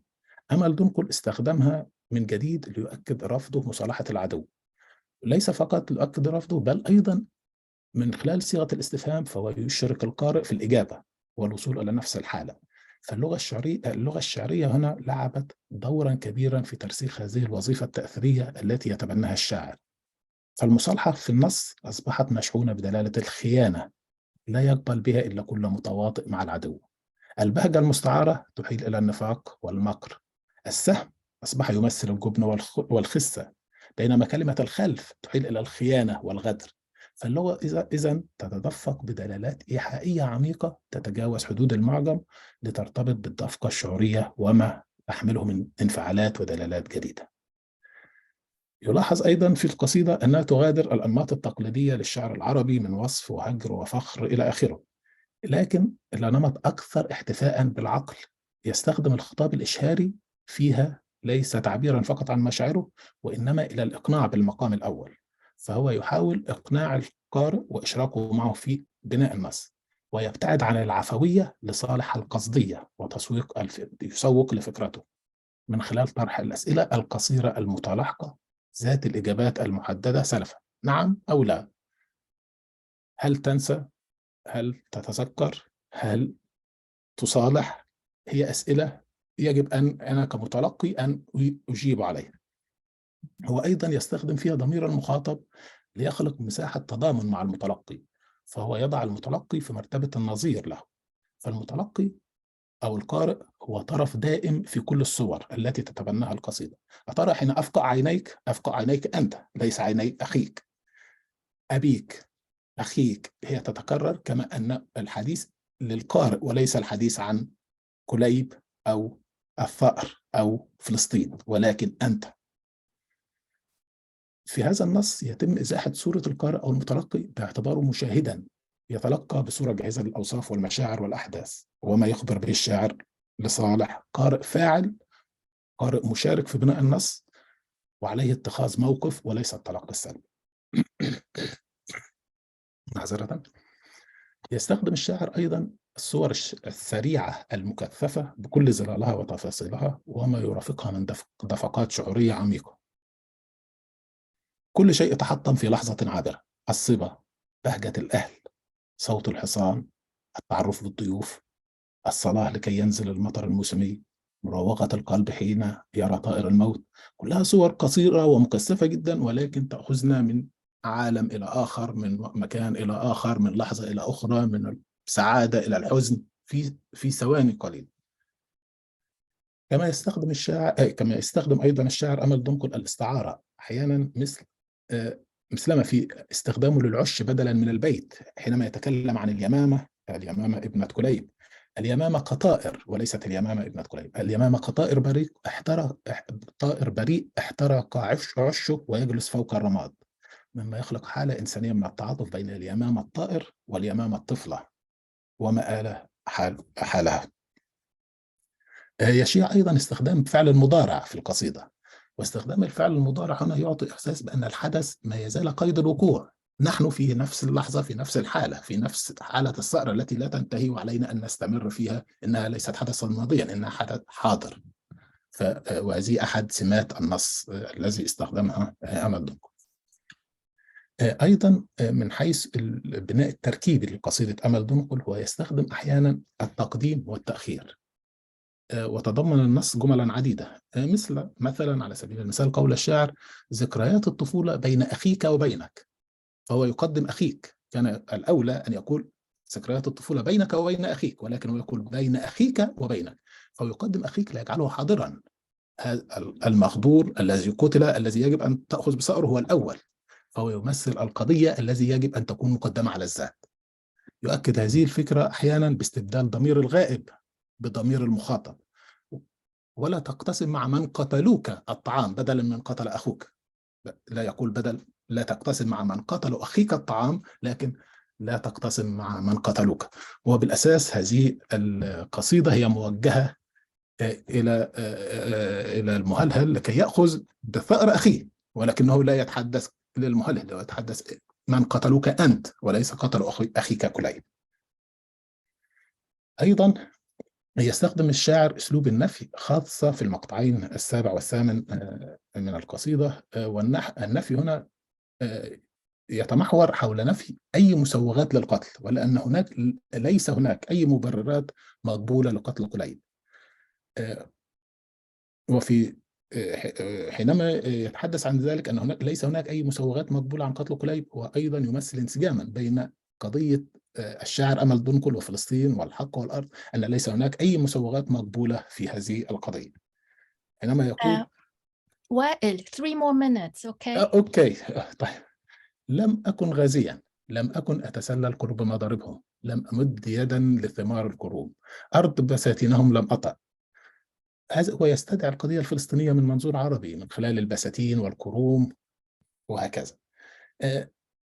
سريعا هذه القصيدة المنسوبة لأمل دنقل أيضا تعكس أحد أهم اللبنات التي تشكل بنية العقل العربي في مراحل التطور المختلفة سواء القديمة أو الحديثة أو المعاصرة، ومنها فكرة الهوية أو الانتماء، وكذلك الثأر هو محور القصيدة وآلياته وطبعاته في المجتمع العربي من محيطه إلى خليجه. تشير إلى طبيعة الثأر وبنيتها بالتحولات الاجتماعية في العالم العربي، وهناك وقائع كثيرة سوف أتجاوز بعضها الآن. سريعا، قبل الإسلام كان الثأر هو الوجه الآخر للعصبية والشرف والكرامة، إذ كانت أهم ما يملكه العرب في الصحراء، وقامت عديد من الحروب واستمرت سنوات طويلة بدفع الثأر، ومنها حرب الباسوس وداحس والغبراء وغيرها. وأيضا ظهر ما يعرف بالموثبات، وهي الشعر التحريض على الثأر، وفيه يعيب على الموتور قعوده وتقاعسه عن الأخذ بثأر. فالثأر وطلب دم الموتى كان هو الصبغة التي أعطت العرب أو أيام العرب لونا حقيقيا، وكثير من المصادر العربية تتحدث عن ذلك بأن معظم الحروب قامت في هذه المنطقة بسبب الثأر، وهناك طبعا أسباب أخرى ولكن الثأر كان أهمها. أما الدية فكانت لا تقبل إلا في حالات قليلة وبعد أن تأتي الحرب على الحرث والنسل، وقد أجهد الطرفان ولا مفر من سوى قبول الدية أو الاستسلام. أما عن الإسلام نفسه فالإسلام أيضا لم يحرم الثأر، ولكن حاول تقنينه بشكل غير مباشر، فلم ترد كلمة الثأر في القرآن مباشرة، ولكن استخدمت لفظة القصاص. يا أيها الذين آمنوا كتب عليكم القصاص في القتلى، الحر بالحر والعبد بالعبد إلى آخره في سورة البقرة. فالقصاص هنا واجب شرعي يدعو إلى معاقبة الجاني، لكن الجاني فقط دون غيره، وتجنب دم الأبرياء. الثأر أيضا لم يقتصر في الإسلام على الدم، إنما امتد لفعل الظلم. قد جاء في الحديث النبوي اجعل ثأرنا على من ظلمنا. هكذا فقد استقر في الذهن العربي منذ ما قبل الإسلام بأن روح القتيل تظل هائمة في المكان الذي قتل فيه إلى أن يؤخذ بثأره. وكان من نتائج هذه الفكرة أن كثير من المجتمعات العربية لا تقبل عزاء للقتيل إلا بعد الثأر. أما الدية فكان ينظر إليها بأنها استبدال الدم بالإبل وألبانها، وهو غير مقبول. وفي حالة قبولها يجب أن يتم التكافؤ بين دم المقتول ودم القاتل، أي يساويه، وهذا يفتح بابا للمستحيل الذي لا يمكن تحقيقه. هكذا جاءت قصيدة لا تصالح بكل زخامها متفقة ومنسجمة بل وعاكسة لأنساق حياة العرب الاجتماعية والثقافية التي تراكمت عبر مئات السنين، ليست أنساقا من صنع النخبة بل من صنع القبيلة. وقد استقر في الوعي العربي قديما وحديثا أن الثأر هو جزء من حق لا يضيع، ويعتبر في هذه الحالة إما ضعف أو خيانة للدم إذا قبل. شكرا. Thank you so much. And I'm sorry I pronounced the title of Amal Dunqul's poem wrong. لا تصالح, مش لا تصالح. Yeah, and you can tell I haven't read it before and I don't know Amal Dunqul very well. So thank you very much for keeping to time. And if you put down unshare your PowerPoint, we can all see each other and we can begin our discussion. Okay, one second. يا ريت تخلينا نشوف القصيدة بس فيما بعد بعد. طبعا. Can you unshare? لحظة واحدة. Sharing screen stop sharing. I think it's bottom. Yes, I got it. Thank you so much. Yeah. Okay, so how do we do this? We have chat. Those of you who prefer not to speak, you can use the chat and I'll read your questions.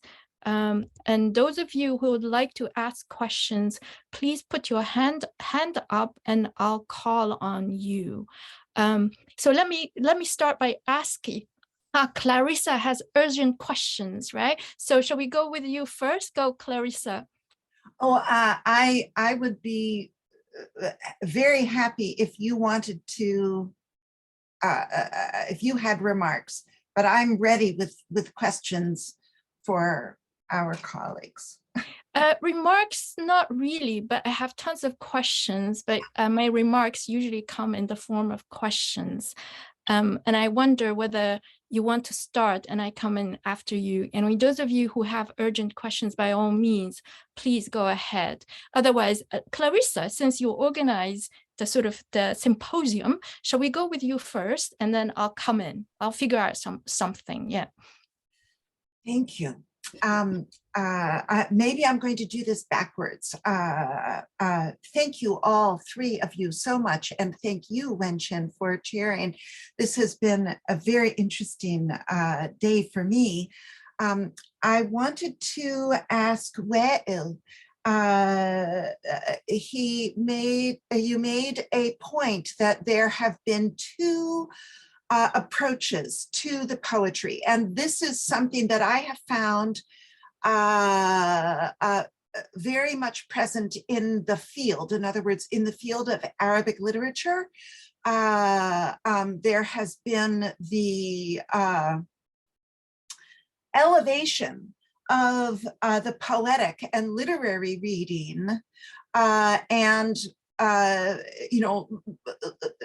the treatment of the political value of the work as secondary, or as something that is not of concern, of particular concern to those of us who study Arabic literature. This division has always driven me crazy, because I don't see how it is possible to separate out, trying to understand the message of the poet as we receive it. In other words, what our reading is, and then what the life of the poem is in the community.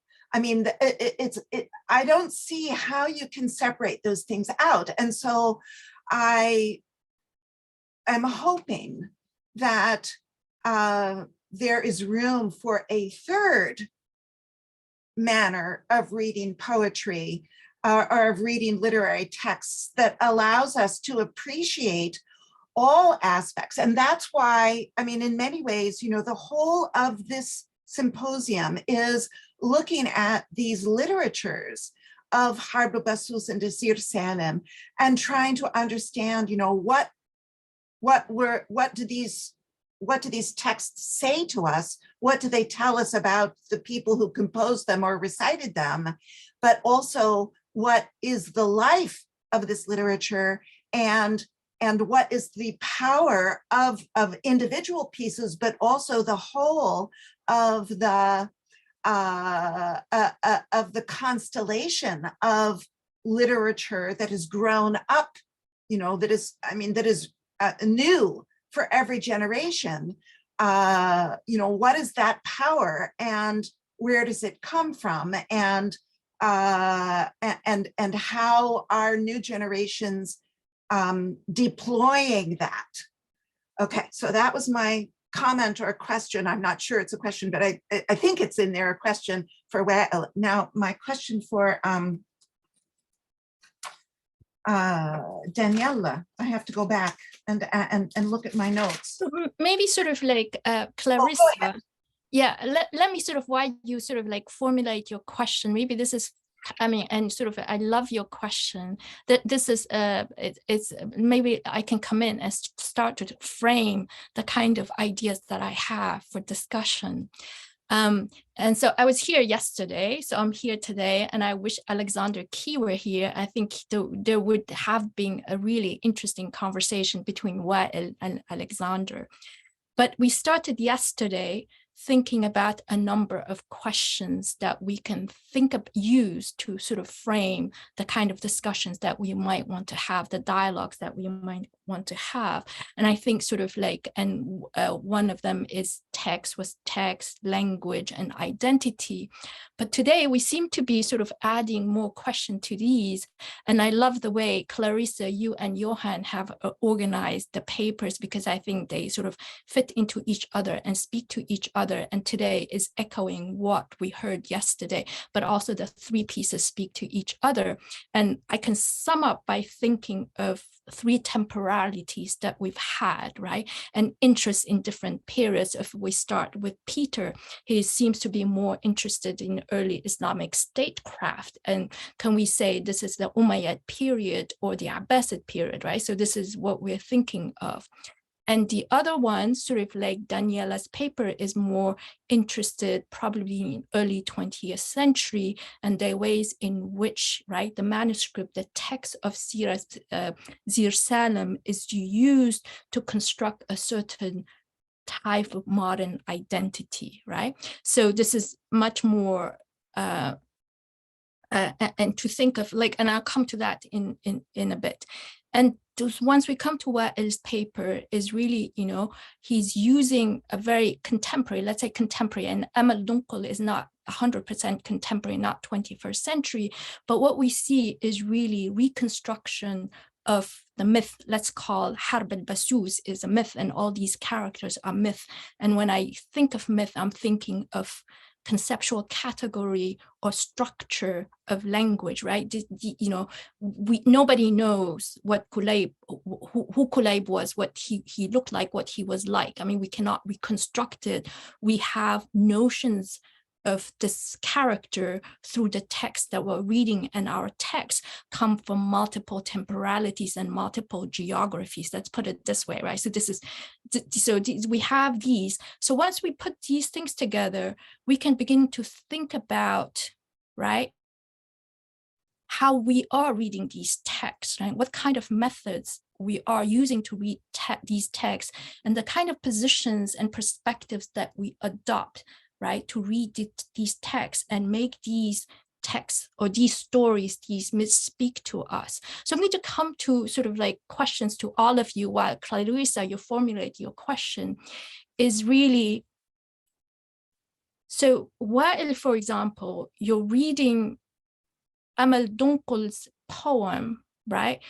But behind that, there's a background, right? And this background is really maybe what I would call modern or contemporary reconstruction of pre-Islamic or early is pre-Islamic, I would say pre-Islamic values. And this reconstruction has taken place over 1500 years, right? So it's really dense, right? And this is what Clarissa is trying to say, that there's so much going on in this context. Then how do you distill, right, from this complex context, the values that you can present to us in a very clear fashion, in a very articulate, crystal clear fashion, right? But if that's the case, then it's possible for us to read Harb al Basus as myth, Kulayb as myth, Jassas as myth, Su'ad as myth, right? It's a conceptual category in multiple ways, right? So then would it be possible to read this in a much more complex fashion that actually gives us their multiple contexts rather than this one way of reading it. So this is one, right? So, and I think what we'd like to be able to do is read at some point, maybe we can see your poem, and then maybe if we have time, can read it together. Then I come to Daniela, and Daniela, I think your discussion is very interesting, mainly because what you're doing is reading the sort of pink covered text of Zīr Sālim, right, in comparison with the text that I haven't seen, right, as almost like a modern novel. Yeah, would that make sense, right? And what you're extrapolated from it is really more modern notions of identity, right? And modern reconstructions again, right? But much earlier than Wa'il's of the period that you could sort of like, you can think about, right? So in a sense, you know, what you have is again, reading a text as modern without problematizing the intertextual word that underpins this sort of this text, the author of which is really not known to us. We cannot place him. We cannot pin this author down. It's not like Naguib Mahfouz or Saadallah Wannous, who wrote a play on Zīr Sālim, right? So you can't pin him down. And you have another sort of manuscript that you cannot pin down, yet you're bringing these together. So how do you then define your relationship with this text, and how do you work out the language of your text, right? Where do you situate it in the 1950s or else, right? Why? And what kind of context can you glean from other historical sources of the 20th century to give you the kind of material that you can use to substantiate the arguments that you're trying to make about, you know, your reading, right? And I think this is the same issues that we sort of can bring to Peter's sort of like presentation. In a sense, you're interested in sort of there's sort of like, you have multiple sources as well, and they all come from different periods and different genres. And what you're interested in is really thinking about statecraft, right, through the character of Kulayb. But again, right, and I think maybe what would be useful is really for us to look at the language of the examples that you've given us, but also how do you use the material that you have to support your argument, given that they come from multiple sources and that they come in fragmentary way, right? So am I sort of summarizing that? Clarissa, shall I come back to you, and then we can open up, you know, question, sort of like the floor for their answers. So I think sort of, Peter, I'll be interested in sort of like seeing the processes that you've gone through to take us, for example, to sort of like translate hima or ahma into secure pasture lands, something like this, right? And the other one is az min hima Kulayb, is that what it is? And you translate it as secure pasture land. But so how do you get from as to secure, something like this, right? And then sort of there's a poem that I would, you know, 3 lines, there are two lines and then one on top, that it would be really fantastic if you can take us through the process through which you arrived at your translation, and then putting, you know, these texts from multiple genres and multiple periods together, right? Clarissa, back to you. Thank you so much for those wonderful comments. And I've now reconstructed what my questions were for Peter and for Daniela. And I'll start with Peter. And, you know, Peter, you referred to the Battle of Hazez, but you didn't go into it. And I really think that that's the only way to establish why Kulayb became king of Ma'ad, because there was no king of the northern, according to what I've read, there was no king before then, and the tribes were not gathered together to face the enemy that was coming from the south.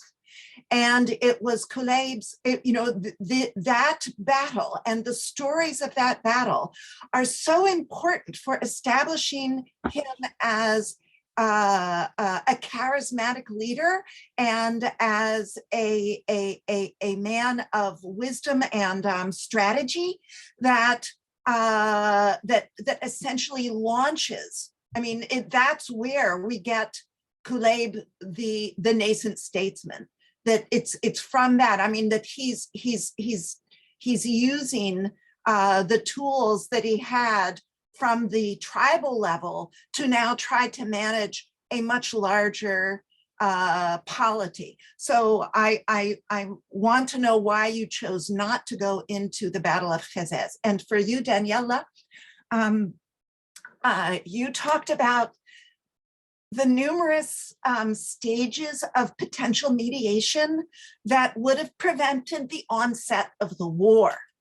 And I really appreciated that. But my question to you is, because of your interest in the value of peace, why you have not looked at, again, the numerous attempts during Harb al Basus for mediation and for trying to find solutions that would end the conflict. Because it seems to me that with your seeking to point out the value of peace in the stories or in the versions that dealing with those mediations, attempts at mediation, the attempts at paying, all of the meetings, and then ultimately, of course, al-Harith bin Abed offering his son as a sacrifice in hopes that that would allow the cessation of hostilities, that there were these numerous attempts during the war that didn't work, but they were there because of that value for peace, that people were tired. They were tired of mourning their people. So those are my questions and comments. Thank you. Okay, thanks. Anybody else? Johan, do you want to come in as well? Or shall we give the floor to the speakers to respond first? Shall we start with you, Peter, and then Daniela, and then Wa'il in that order, and then in the next round, I'll switch the order. We'll start with ladies. Okay, Peter, yalla. Well, thank you both. Those are pertinent and kind of important frameworks in which to think about what we're doing. So now to try to answer both of your questions in one go. So the first thing is, my approach here, I guess, doesn't start with Harb al Basus at all, or Kulayb. It starts with our records of the early Islamic state spreading in Najd. And so we have copious examples. I mean, Samhudi collects many, but there are also others, about the idea of hima and very interesting relationships between the early Islamic state and the sort of tribal groups that lived in Najd. And there's tension and there is co-option. It's kind of interesting. There is corruption. There are certain people from the Zubayrid clan, for instance, who are blamed for stealing land and adding illegally onto onto the hima. There's people that are co-opted. So there are groups that seem to have had anger about their land being taken away from them. Then they became employees of the state. There's a word huwat, which is used for one or two tribes, and that sort of idea of rangers. There's definitely an amil that's in charge of various of these places, and the amil is based in Medina. Anyway, so the point is that I've got a kind of a dense thicket of historical texts that are talking about the hima, and then the realization that the hima, of course, is necessary for tax revenue. And so let's take a sort of a perspective, follow the money, not the texts. And so the tax revenue is in the camels. The camels are going to die without the hima, so there's an extremely logical reason for them having. So then the next question is, the hima also is connected to the idea of the sort of special control. So Muhammad in the Hadith has the idea that declares these hima in Darriya, and also has this idea of creating certain land like the Haram of Medina. It's also this sort of special space that you can't mess with. And so then the question comes with, well, obviously he didn't invent these terms himself, or maybe he did, right? But if he didn't invent them himself, then where's the idea coming from? And so if we look back into the memories of the pre-Islamic period, we have the idea of hima being used in stories associated with the al-Baghid ibn Ghatafan, and also in the context of Kulayb. And the first appearance of that is in the books on Amthal, like al-Dabbi, I think, and Maidani. They have the idea of A'az min hima Kulayb, and then the stories follow to try to explain what that means. And so I guess the sort of the direction of the research is trying to explain a early Islamic form of statecraft by looking at the terminology that they use, and then trying to see if that terminology has any history.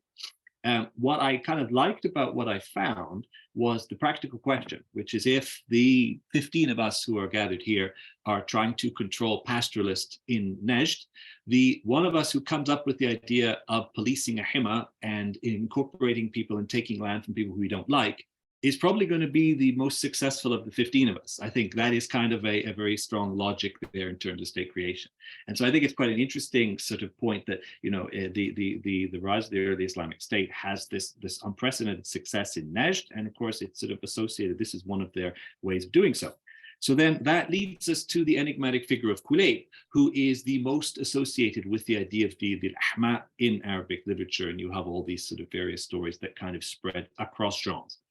So we have them in the Amthal books, you have them in the Ayyam al-Arab, you have them in Kitab al-Aghani.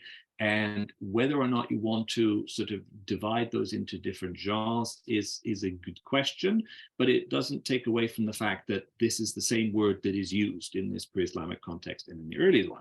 And then, okay, if it's the same word, then are they doing the same thing? And so my idea is, well, the Islamic State, we know what they were doing because we have enough text to fill us in.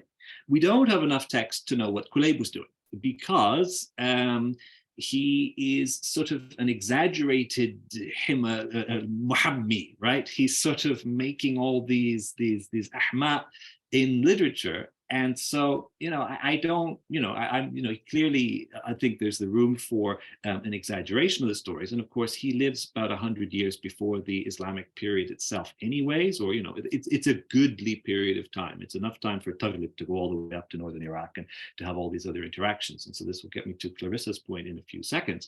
But we don't really know what he's doing. But if he was trying to cement some form of authority, then that would have been a wise way for him to do it. And I think that, so it's sort of by analogy with the geographical circumstances, the economic reality, and the power, we have the idea that the institution that is certainly utilized by the early Islamic State is associated terminologically with the pre-Islamic figure. And then that pre-Islamic figure happens to be kind of one of the most celebrated in terms of his authority, right? If you look through the Ayyam al-Arab stories of the others, you know, Dahis and Ghabra, you know, King Zuhair is not accorded the same kind of authority. I'm really not aware of any other pre-Islamic figure, correct me if I'm wrong, there are maybe some from Kinda, and Hujr ibn Adi, for instance, and then you get further back like Jadima al-Abrash, who is too far back really to be a historical figure in the way we like to think about them. In that sort of century before Islam, that's our biggest, that might be the figure with the biggest footprint in terms of some sense of authority. And so where do you get that authority?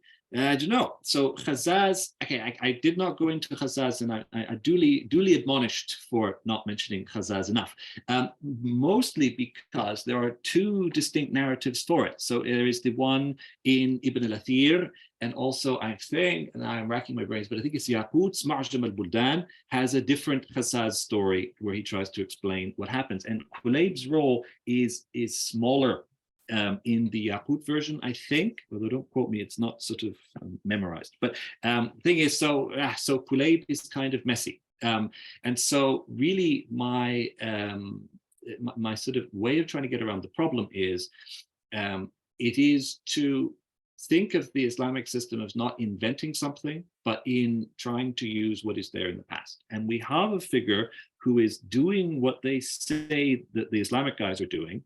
And that figure, coincidentally, seems to have the biggest footprint everywhere else. And so those things put together, it leads us not to say that Kulayb invented the Hima system, or that he was the only one who was successful at doing it, but that this was clearly a way of thinking about territorial control in Najd, and that instead of seeing the Islamic State as, let's say, mass conversion of all these people and then suddenly realizing that they're all extremely happy Muslims and that's how you control the Najd, to try to think about them more in terms of realpolitik. And to do so, then you think of what are the indigenous ways of controlling people who otherwise don't want to be your subjects.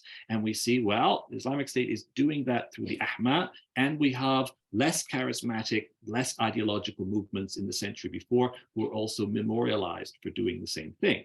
And so therefore, that is really all I want Kulayb to do. He kind of is a sort of a figure in memory that is associated with an institution that I'm quite interested in. And so I think that, you know, to the extent to which, I mean, the other problem is, of course, the layers of meaning here get very messed up because the Battle of Khazaz is with the Yamaniya and it's against Ma'ad. And of course, that involves the Umayyad era politics of the Yamaniya trying to kind of, establish themselves. And so the Battle of Khazaz is a fraught period of sort of where the memories get filtered through Umayyad politics. And then, of course, Kulayb is from Taghlib, and they have their issues with the Bakr. And so these are two of your major tribal constituents in Iraq in the, let's say, textual producing age of the 8th and 9th centuries. And so the story of the Harb al Basus has a lot to do with explaining potentially why these two groups ended up in the Jazeera. And the resolution of the Harb al Basus in the text I look at is connected with Kinda and is connected with sort of larger geopolitics. So it's also very tricky. And so all I want to rest my hat on is the word hima.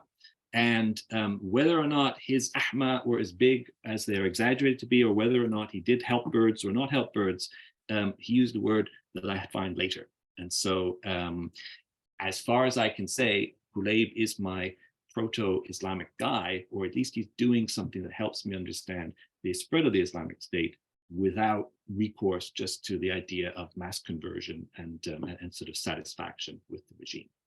Thank you. Okay, Daniela, I have follow-up questions, but Daniela first. Thank you. Thank you for your questions. So I'm trying to say how from the Statesman, Kulayb became the hero of a novel in the 50s. So first, Clarissa, thank you for your question. Actually, I didn't say it, sorry, because I'm so used to work with the net that sometimes I take things for granted. I try to underline where transformations occur. So in that case, that episode is just reported in the printed version of the Sīrat, so I didn't highlight that mediation, which was existing also in the manuscript and in the oldest sources. I just underlined it where transformations occur. So in the examples I brought, instead of one attempt on mediation that I found in the manuscript edited by Gavier Matar, I found 3 attempts of mediation. So I was wondering why the editors exaggerated, made like a climax. That's why I didn't quote that example, which is really interesting to the construction of the value of peace in the Sīrat and Sālim in the Harb al Basus. So thank you, I just didn't mention this methodology. And yes, for the question of how to deal with the intertextuality, with the texts that have no authors, or where the authors are the community, and no specific temporality or geography. I found this very difficult. I must say, I discovered the Sīrat al-Zīr through Alfred Farag's play. And there I had a clear ideology of the rewriter. So it was a playwright of the 60s, 50s, 60s, Egyptian playwright. And I understood how it transformed the Sīrat before Amal Dnqul for his own purposes. That was so clear to me. He wrote a text taking something from the myth and transforming it totally for his own purposes and ideology. But then I found the Sīrat itself so interesting that I decided to go back and see what was in it. But this is like a trap to me. I mean, only now I understand that I used concepts from the analysis of the modern novel for the Sīrat. When I speak of hero, anti-hero, I mean, this is just modernity. And I didn't even feel when I was analyzing the Sīrat that I was thinking with these concepts in my mind. So just now I'm realizing that. Just very interesting. And also, I mean, I'm realizing that I could think more about the substitution of values, because I'm talking about morality, just by doing a study of the lexical choices. So which are the lexical choices? Because I wonder that maybe ideas like ثواب, عقل, عدل. Maybe they're more recurrent in the printed version. Maybe I didn't do this kind of study. I might do that. But the other things that really perturbate me, that really make me like wonder if this kind of study is useful, is that even the printed version, since the editors are not declared, I mean, I could look for them. Maybe since it dates from the 50s, maybe going to Egypt and doing some fields, somebody could tell me who they were, and this could already give me some hints on really in which context this rewriting was done. But in the state I am with the knowledge I have, yeah, maybe lexical choices could be like could help me, but otherwise I don't know, like if that what was their source. I'm just like trusting Gabriel Matar, who says this manuscript I edited and I studied is most probably the source of those printed versions. But I'm not studying the manuscripts myself. I don't know if those editors were maybe inspired by the storytellers in the south of Egypt. I don't know. So I find it very hard to deal with these questions of intertextualities with the popular, I mean, Sha'bi text, where auto-reality is something very confusing. So this is how. A follow-up question later, all right? Sort of yeah. Okay, Wa'il, you first. Let me share again quickly this screen. القصيدة? Not القصيدة, exactly. Not exactly. Yeah, yeah. هو الأصل. عودة إلى السؤال. Clarissa, agree with you completely about your comment. موافق معاكي تماما. لكن دعيني أقول الآن. حينما بدأت العمل مع هذا المشروع تعاملت مع مجموعة كبيرة جدا من المصادر والمراجع التي تتحدث عن هذا النص أو هذه السيرة.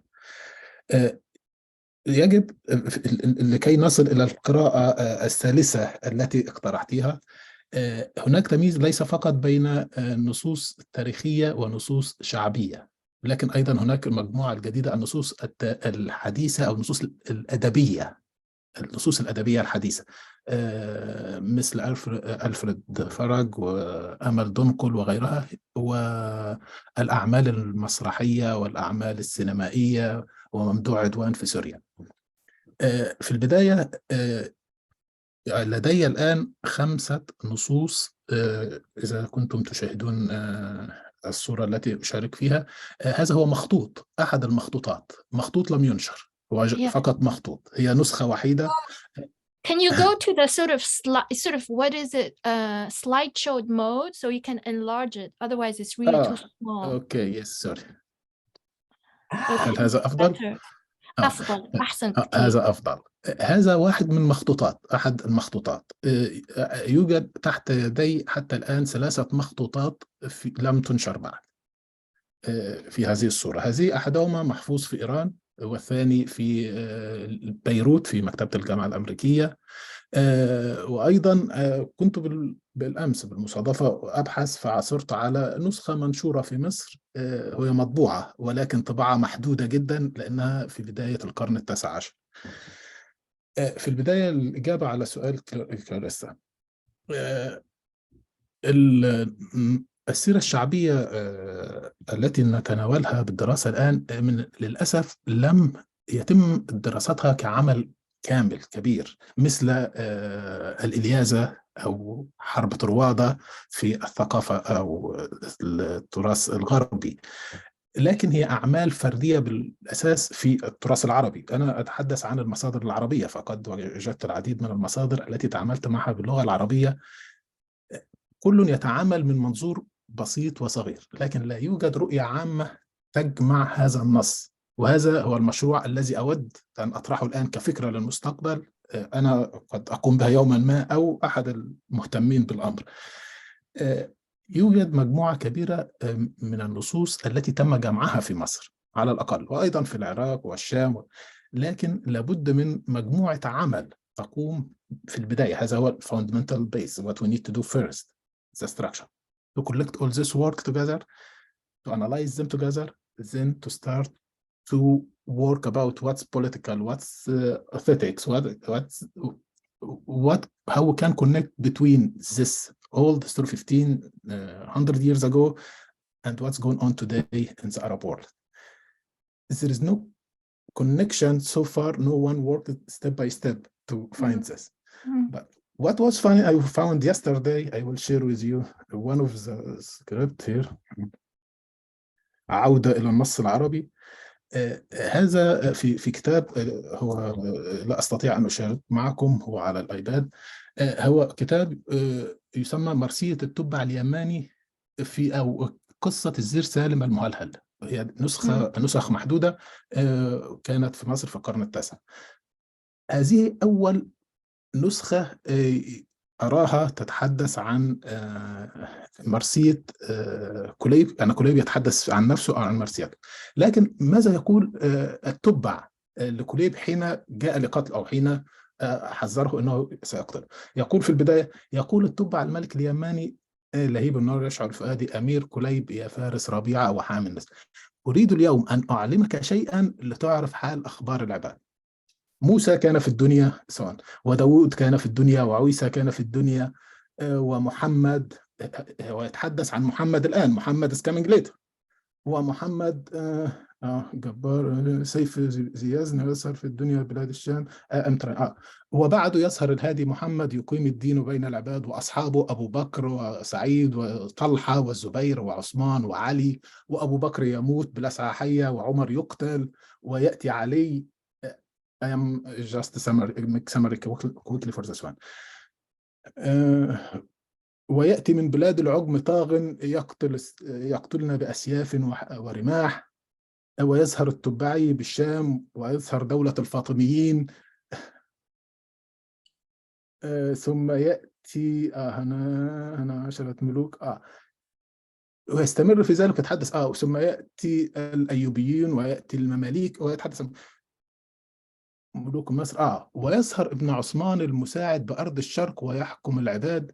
ملوك الأرض تخشى لقاهم لأن جيوشهم مثل الجراد، عدد ملوكهم 10 و10 و9 بعدهم دون ازدياد.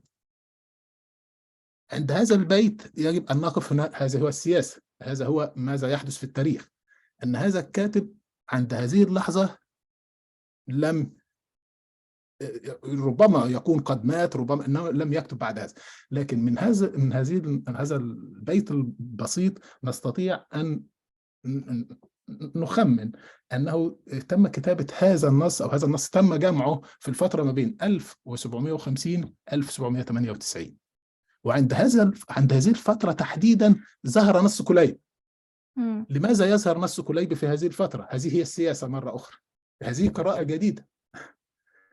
فالعمل الأول في رأيي كي أجيب كلاريسا، يجب جمع كل هذه المخطوطات والأعمال التاريخية الشفهية. لن أتحدث عن الأعمال الحديثة مثل أمل دنقل، أو كيف قرأ أمل دنقل، كيف كان تأثير القصيدة على أمل دنقل كمتلقي في البداية ثم كمبدع مرة أخرى. فهذه عملية تتصل بالإبداع والتلقي، وهذه عملية فردية بالمقام الأول. لكن بشكل أكاديمي كيف يمكن أن نقوم بذلك؟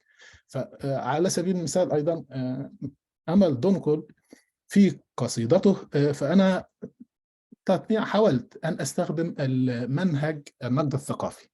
النقد الثقافي بمعنى هو مناسب لدراسة القصيدة باعتبار تحليل النصوص الخطابية ليس في ضوء المعايير الجمالية فقط، ولكن في ضوء المعايير الثقافية والاجتماعية والثقافية.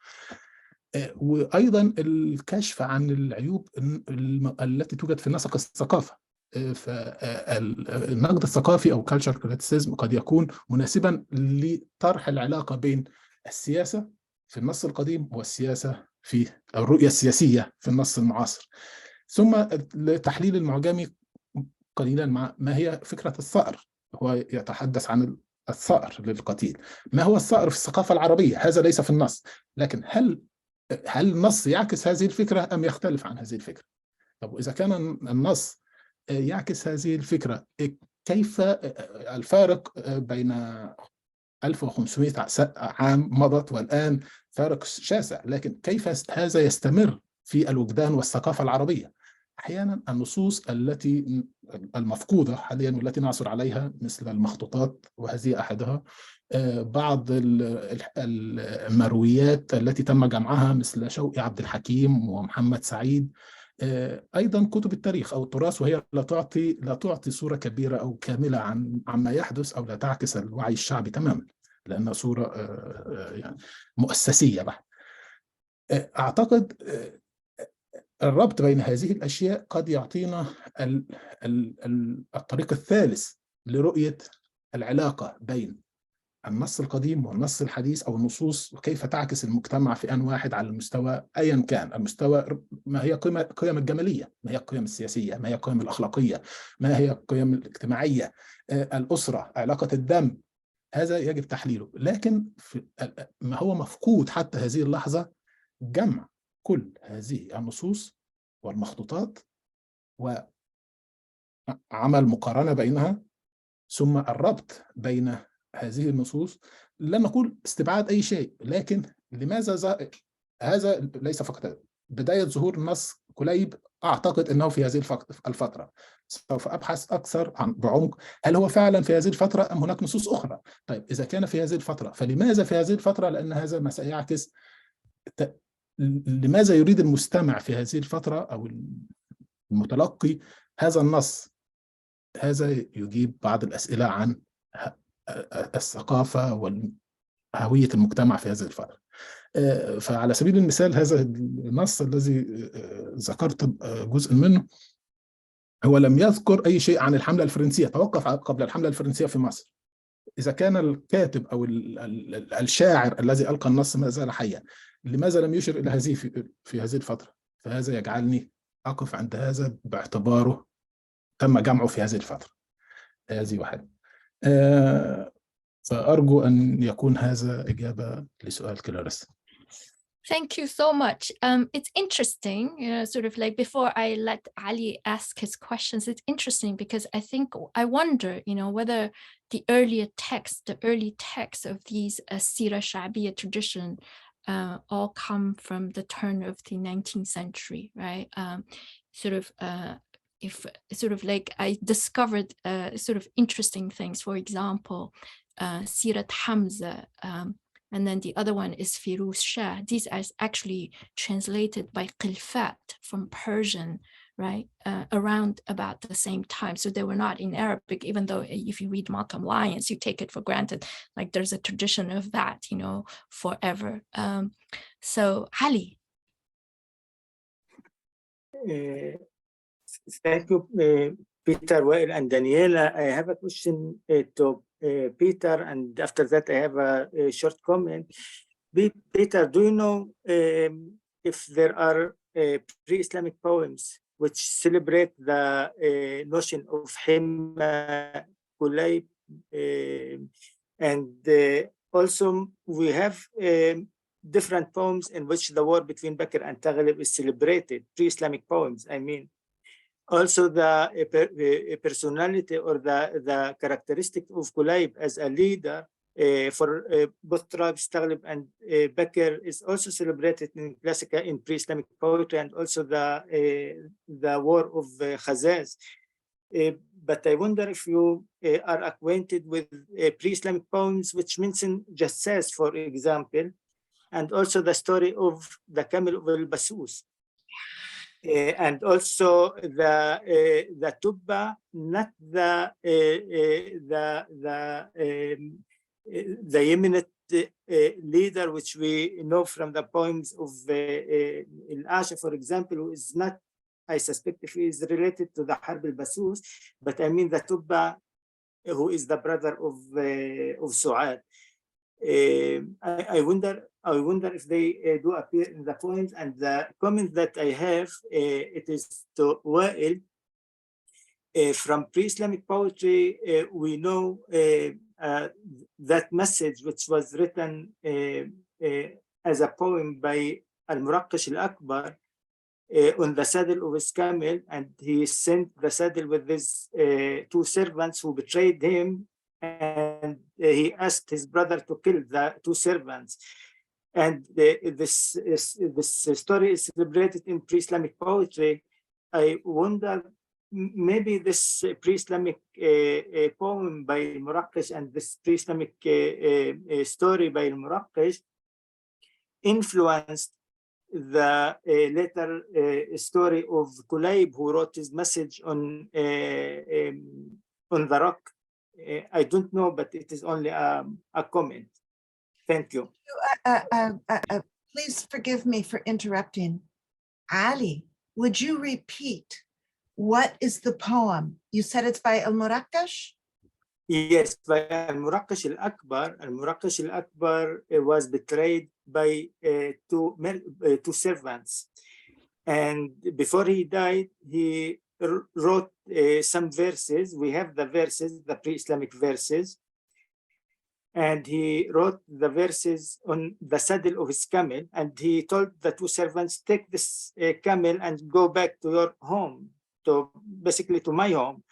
And when the brother of Muraqqash read the verses, he knew that the two servants betrayed al-Muraqqash, and he killed them.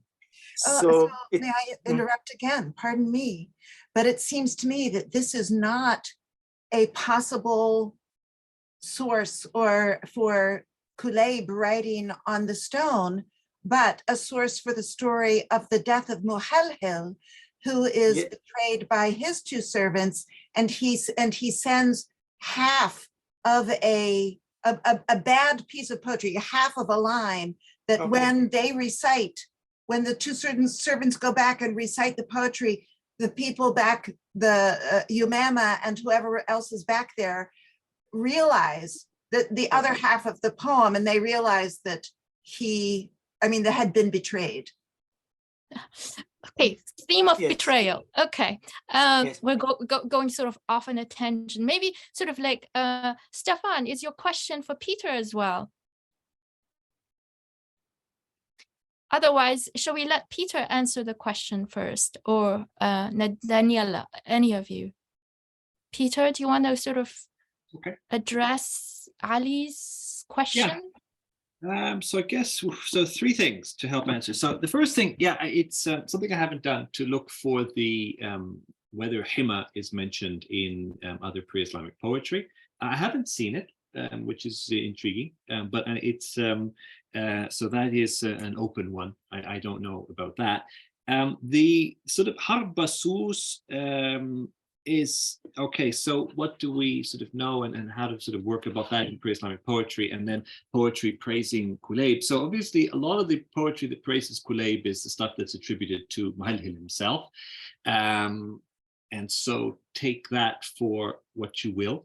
The way I think about the Basūs, okay, so no, I think there is a method that talks about Basūs as sort of shu'um. There are, I think, and that might also appear in a poem, and I'm not sure if it's a pre-Islamic one or not. It may be Umayyad era, I'm trying to remember, but I can't. But there's an idea here that you're sort of ash'am min Basūs. This is kind of a line, and so obviously that has something to do with the name, but whether the method has anything to do with Harb Basus, or whether Basūs was added on to the Harb because it was already a method of shu'um, is something that is worth asking. You know, with these amthal, you have the eternal and impossible problem of figuring out, did the method exist before the story, or the story before the method, or a bit of both? So it's kind of three possibilities. And so I think ash'am min Basūs, there's at least a couple explanations for that. One thing, just to on the sort of the historical point, to think about are problems in analyzing the Basūs war in general, and therefore the position of Jassas and Kulayb and Muhalhil, sort of as the successor of Kulayb, is the fact that that the whole thing is framed as two kind of interrelated families feuding.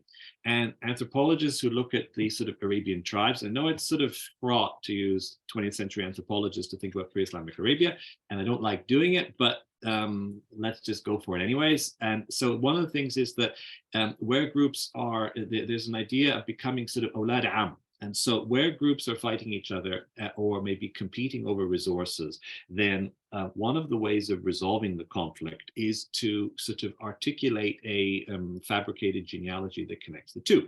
And so, of course, the Bakr and Taghlib relationship through Wa'il could be kind of one of these cases. So we have a conflict that's happening in Najd over between these two sides. Then they both get moved to Iraq, and then the question emerges, like, how do we get to Iraq, and what is our past history, and why do we have recollections of us hating each other? And so therefore the whole process of this sort of segmentary genealogy, where you say, well, we're Awlad Am, and there was this kind of problem that happened and it was over a camel, and oh, isn't that silly, woe is us, but now we can get along a bit better. That is a sort of a way of thinking about the generation of the stories. And so therefore the slightly silly origin of the stories in sort of the futile death of Kulayb over honor sort of kind of answers a question in the 7th century, early 7th century, about why a Bakri and why a Taghlibi might dislike each other or think of themselves as related, but also have memories of conflict before them. And so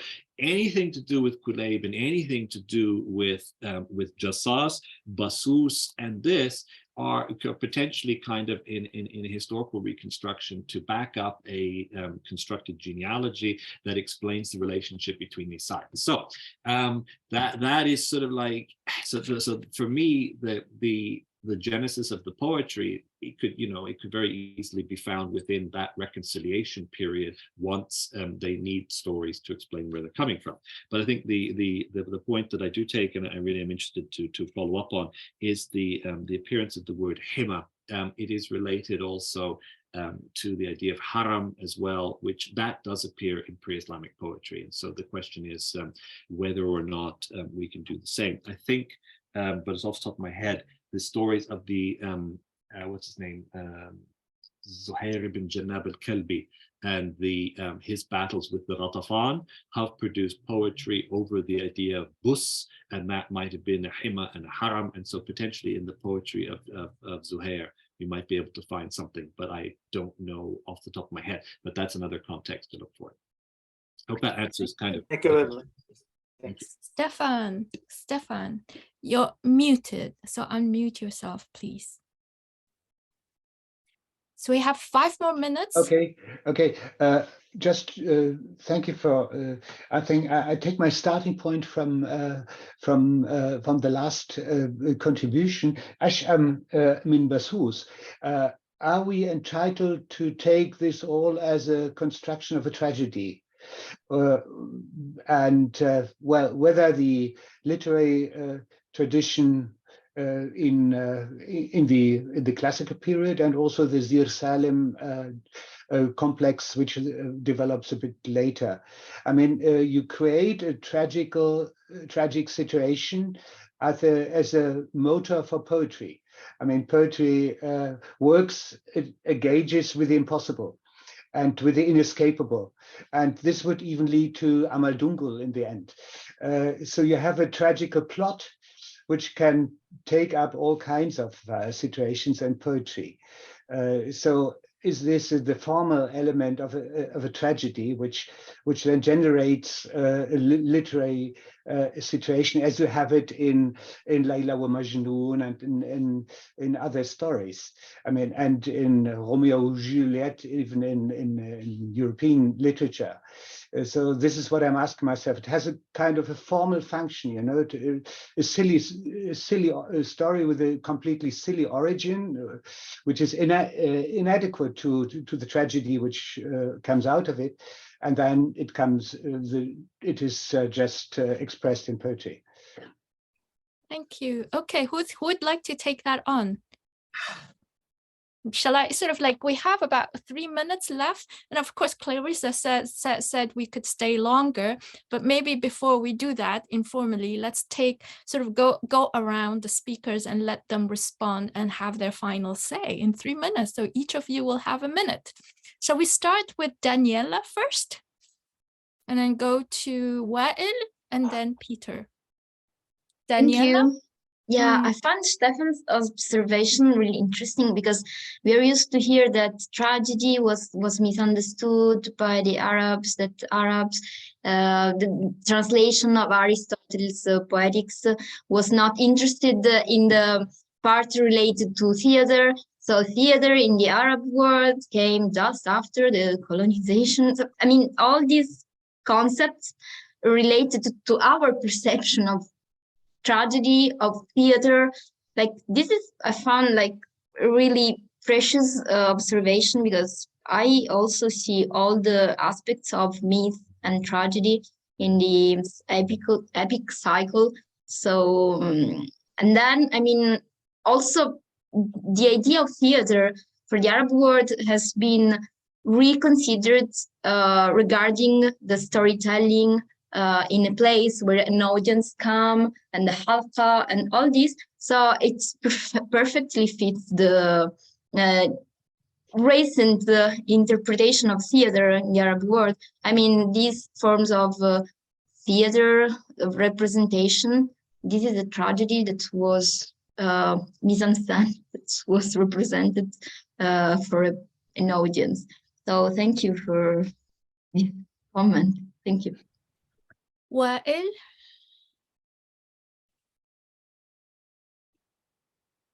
موجود أنت؟ Yes, I am muted. Just unmute. Yeah, it's a very good point. We need to look out. But maybe as I mentioned earlier, we have a lot of conflict between the story. For me, I need first to understand how it makes sense for me. All this plot, all this manuscript I have so far, I need to see some connection. Something makes sense. What happened? It's not, I believe this one is unique. Zir Salim is unique comparing with any other, I can say story. It's not one of the myths. It's not a story. It's Sīra Zatiyya, Sīra Sha'biyya, sorry, Sīra Sha'biyya. Sīra, it's not a myth in this case, because it's still human. It's still, you can develop in the way you like. So how you interpret it, it's still, as you mentioned, it could be not the impossible, but how it makes sense for me as a reader after 1500 years. Sometimes I'm looking as archaeological research. I have to find all this layer and to connect all this layer together to give the big picture, which makes sense for me. And from this base, I can start to analyze and to connect for what is going to happen now. What could political, how it affected this guy in this way, how we perceive it. It's of course, sure, we agree all, it's personal, but how we can use a methodology that could be fit the academia. With this one, I believe there are a lot of study about it, but the fundamental is still missing because we don't collect all this works, especially the narrative one, and how it was developed can reflect or give us a clue about the societies and about the mentality to restructure the Arab mentality, how it works along this 1500 years.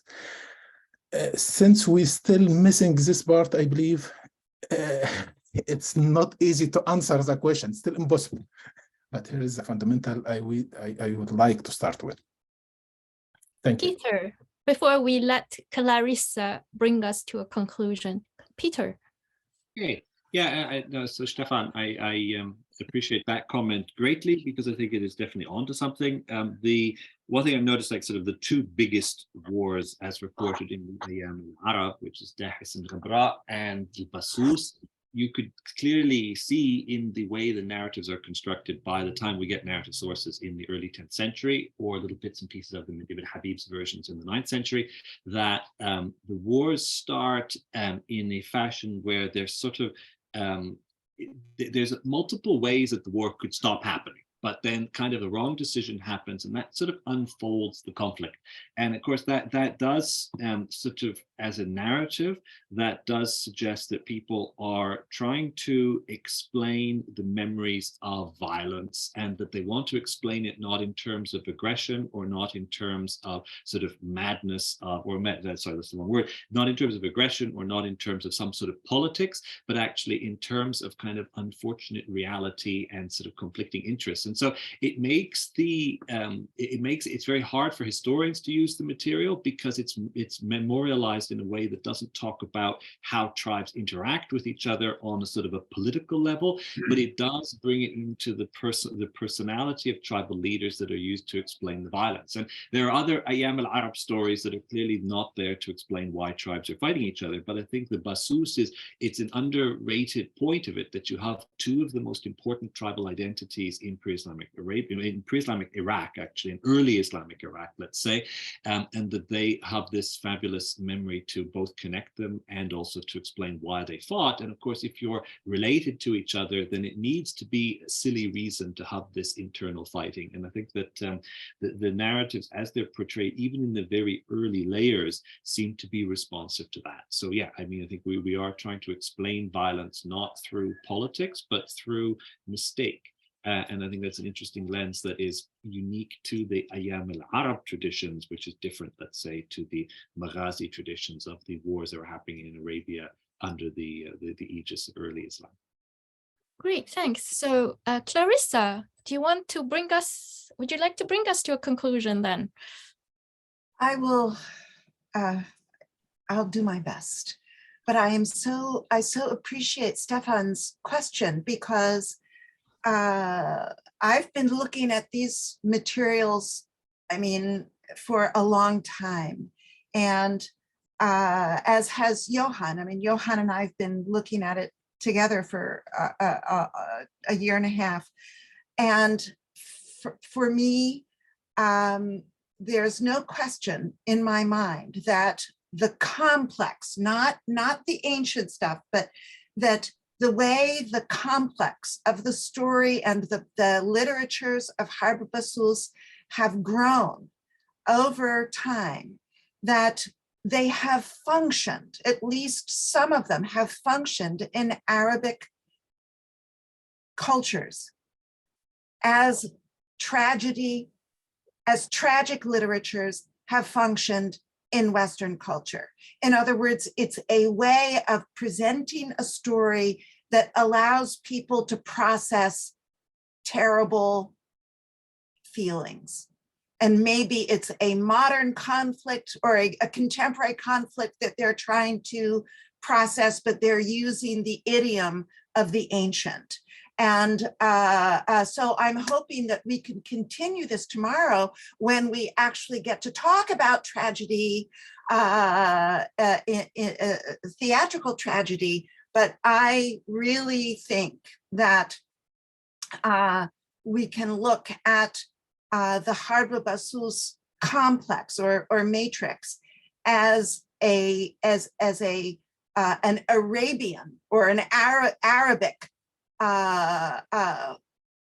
means of doing tragedy. In other words, it functions in society in a way that allows individuals and communities to process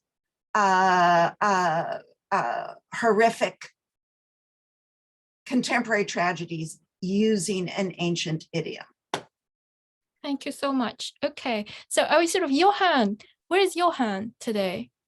The other organizer, Johan. Yeah. I'm listening. I've heard so many interesting things, and of course, I have a lot of questions. But okay.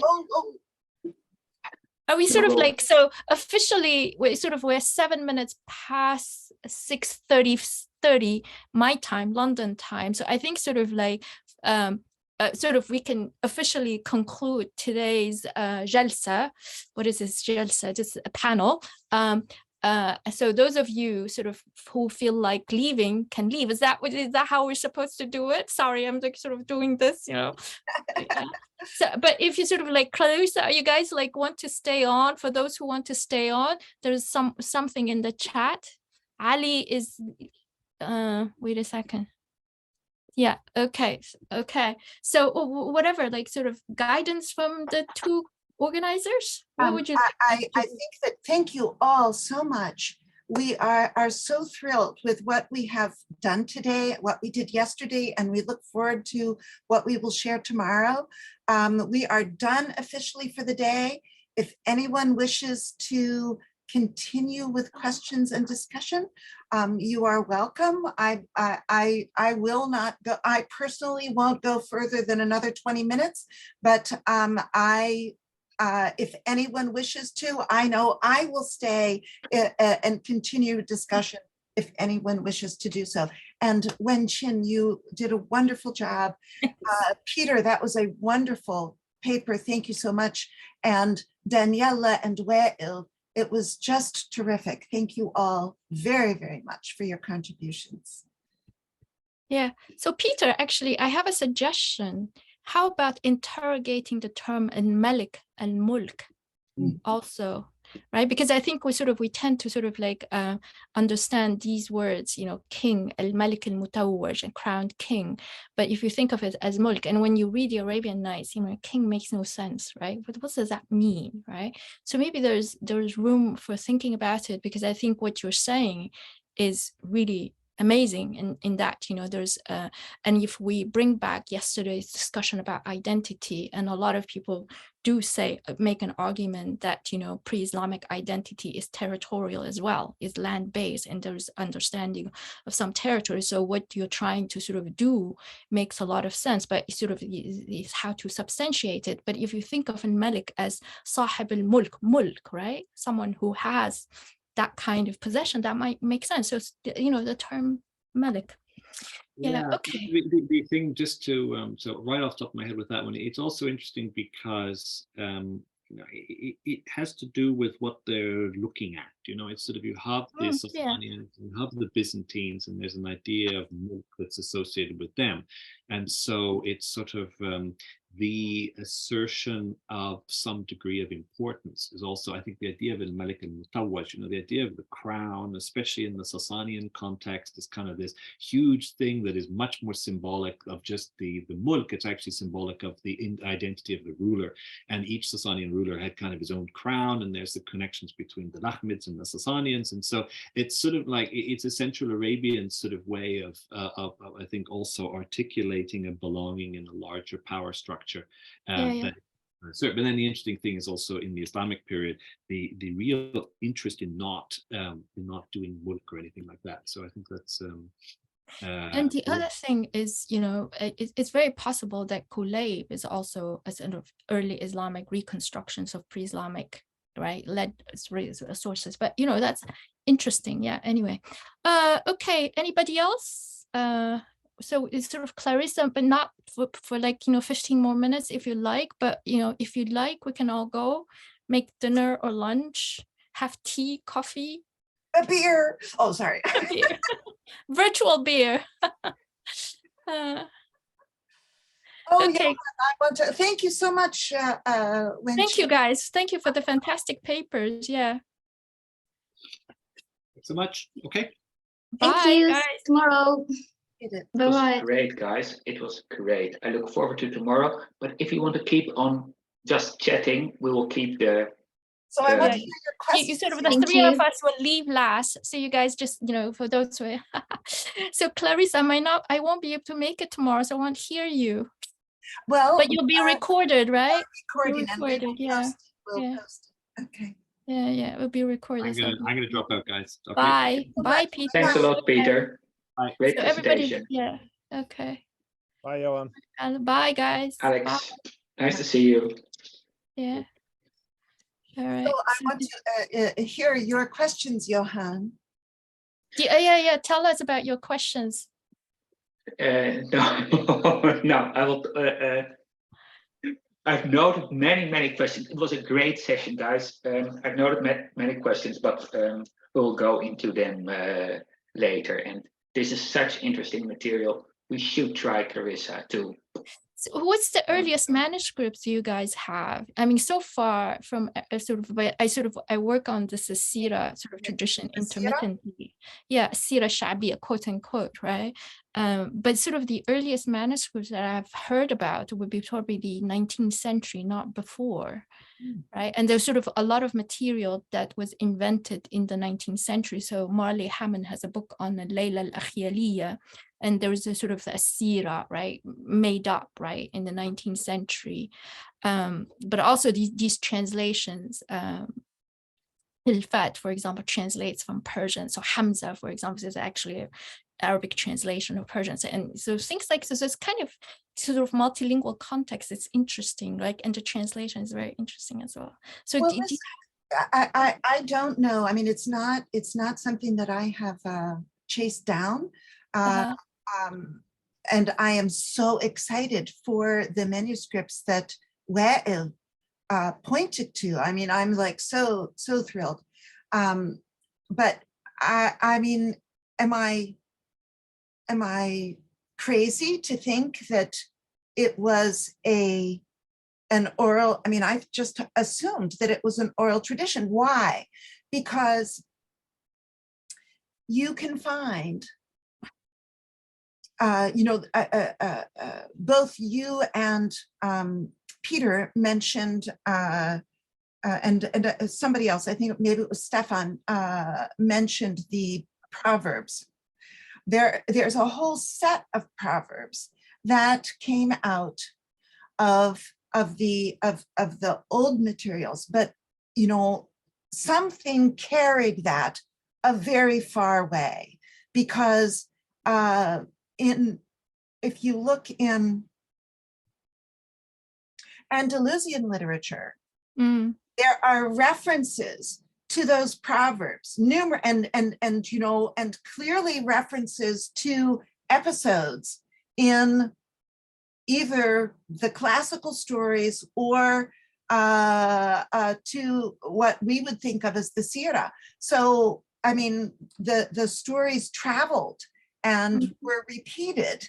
And I mean, I always assumed that it was merely that things didn't get written down, but that you had, I mean, that each reciter would have a whole recension, unto himself. I mean, he would learn from, a reciter would learn from the person from whom he learned the Sīrat originally, and then, in oral performance would make changes. And so we have these, we clearly have recensions that are, specifically Egyptian or specifically Palestinian or specifically Shami. So I don't know, I think we're... Yeah, it's interesting, but also the writing down, right? If you date writing down of these to the 19th century, or sort of, that's interesting. Yeah. Yeah. I think there are already manuscripts in the 18th century of the story of al-Zir Sālim. And it's funny because one of these manuscripts is in the collection of my namesake, the Prussian Orientalist Johann Wettstein. Really? But this manuscript was edited by Marguerite Gavier. And this book was used by Daniela. So she edited this manuscript from the 18th century and translated it into French. Do you have texts in other languages like Turkish or Persian, right? I'm just asking because the Arabian Nights, you do have later Turkish version, but you have Faraj Ba'd al-Shidda, some of the stories, and Persian was really translation from Arabic and so on. So, but then, you have Hamza, which is, from other language, Urdu, and then Persian, right? So just curious, yeah. This is so profoundly Arabic. I mean, if there are, I mean, I think that there are references in other languages, but they're much later. And so, you know, the original story and the whole complex is deeply Arabic. Abdul Karim, do you know of any versions of the story of al-Zir Salim in other languages? No. يعني just in Arabic I saw it. Yeah. لكن قصة I can speak Arabic, you can understand me. احكي بالعربي. كان الدكتور وائل اتكلم عن يعني القصائد المتعلقة بالزير سالم، هي يعني لا شك إنها منتحلة وليست حقيقية. كليب لم يقل، هي من خيال الرواة الشعبيين في فترات لاحقة، لا شك في ذلك. اللغة الخاصة بهذه القصائد ركيكة جدا وضعيفة.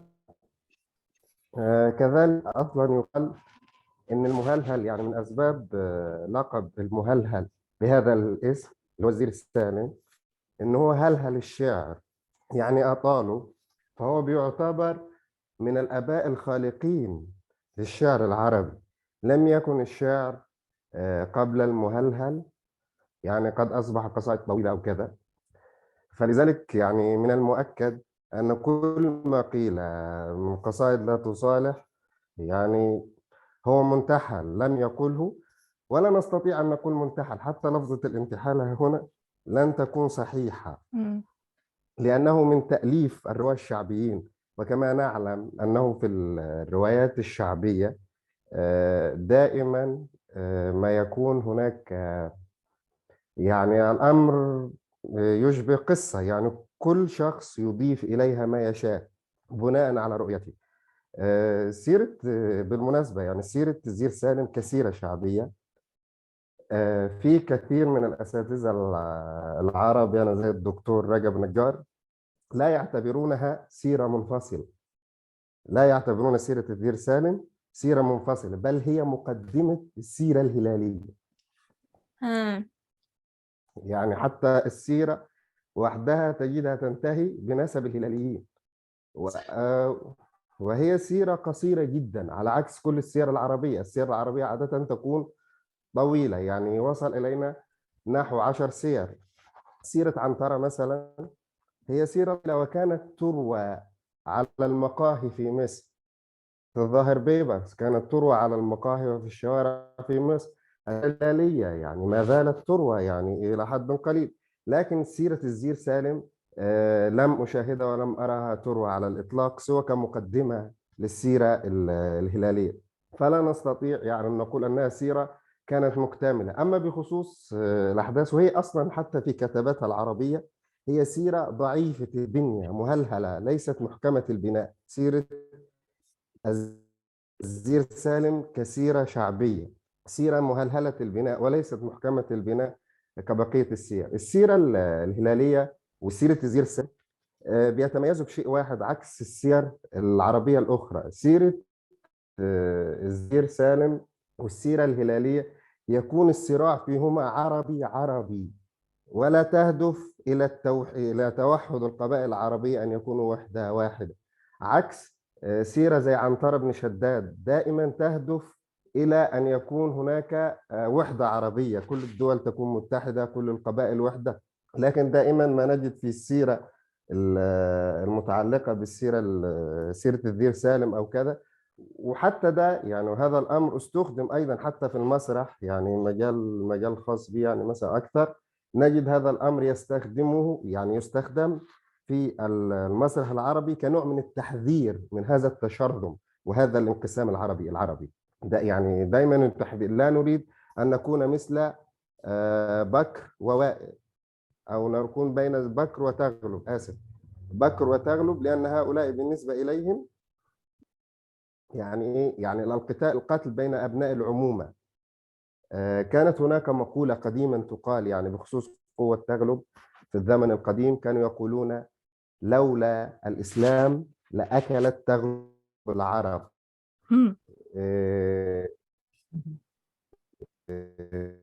Oui, we're losing you. عم تختفي. بمعنى إني لولا يعني الظهور ده لأصبح يوجع. اوكي. Now لا لا هو أنت عم يعني can you hear me تختفي. now? إيه عم تختفي. أظن أن هناك مشكلة في الكاميرا، يعني تحدث كثيرا، يعني أن صورتك يعني متذبذبة، عم تتذبذب. ماشي. ف مش عارف أعمل لها إيه طيب. It's okay. Maybe we should sort of stop here, Clarissa. What do you think? Let's, إن شاء الله نسمع أكثر من عبد الكريم بكرة إن شاء الله. إن شاء الله. إن شاء الله. إن شاء الله. Okay, إلى اللقاء. Thank you so much, Clarissa and Johan. So Thank sorry you, I won't Wen-chin. make it, but hopefully I'll access your recordings. إن شاء الله. شكرا جزيلا. See you. Bye. Ciao. Thank you so much. Thank you so much, guys. Abdul Karim, check your connection before tomorrow. Because when you give your presentation, it would be good if you have a good visual, but we hear you most of the time clearly. It's the image which... I will do it tomorrow. Okay. Yes. I will. أنا مش ده حصل مرتين، يعني النهاردة أو امبارح، يعني نفس المشكلة إن الصورة مش واضحة، معلش. يعني كأنه تلفزيون بايظ. I will solve this problem tomorrow. We look forward to your presentation tomorrow, Abdul Karim, and to get to know you more. Okay. Hi. Goodbye. طيب شكرا. Goodbye, guys. Okay. Again, great session, Clarissa. Great. I'm going to stop the recording, please. Okay.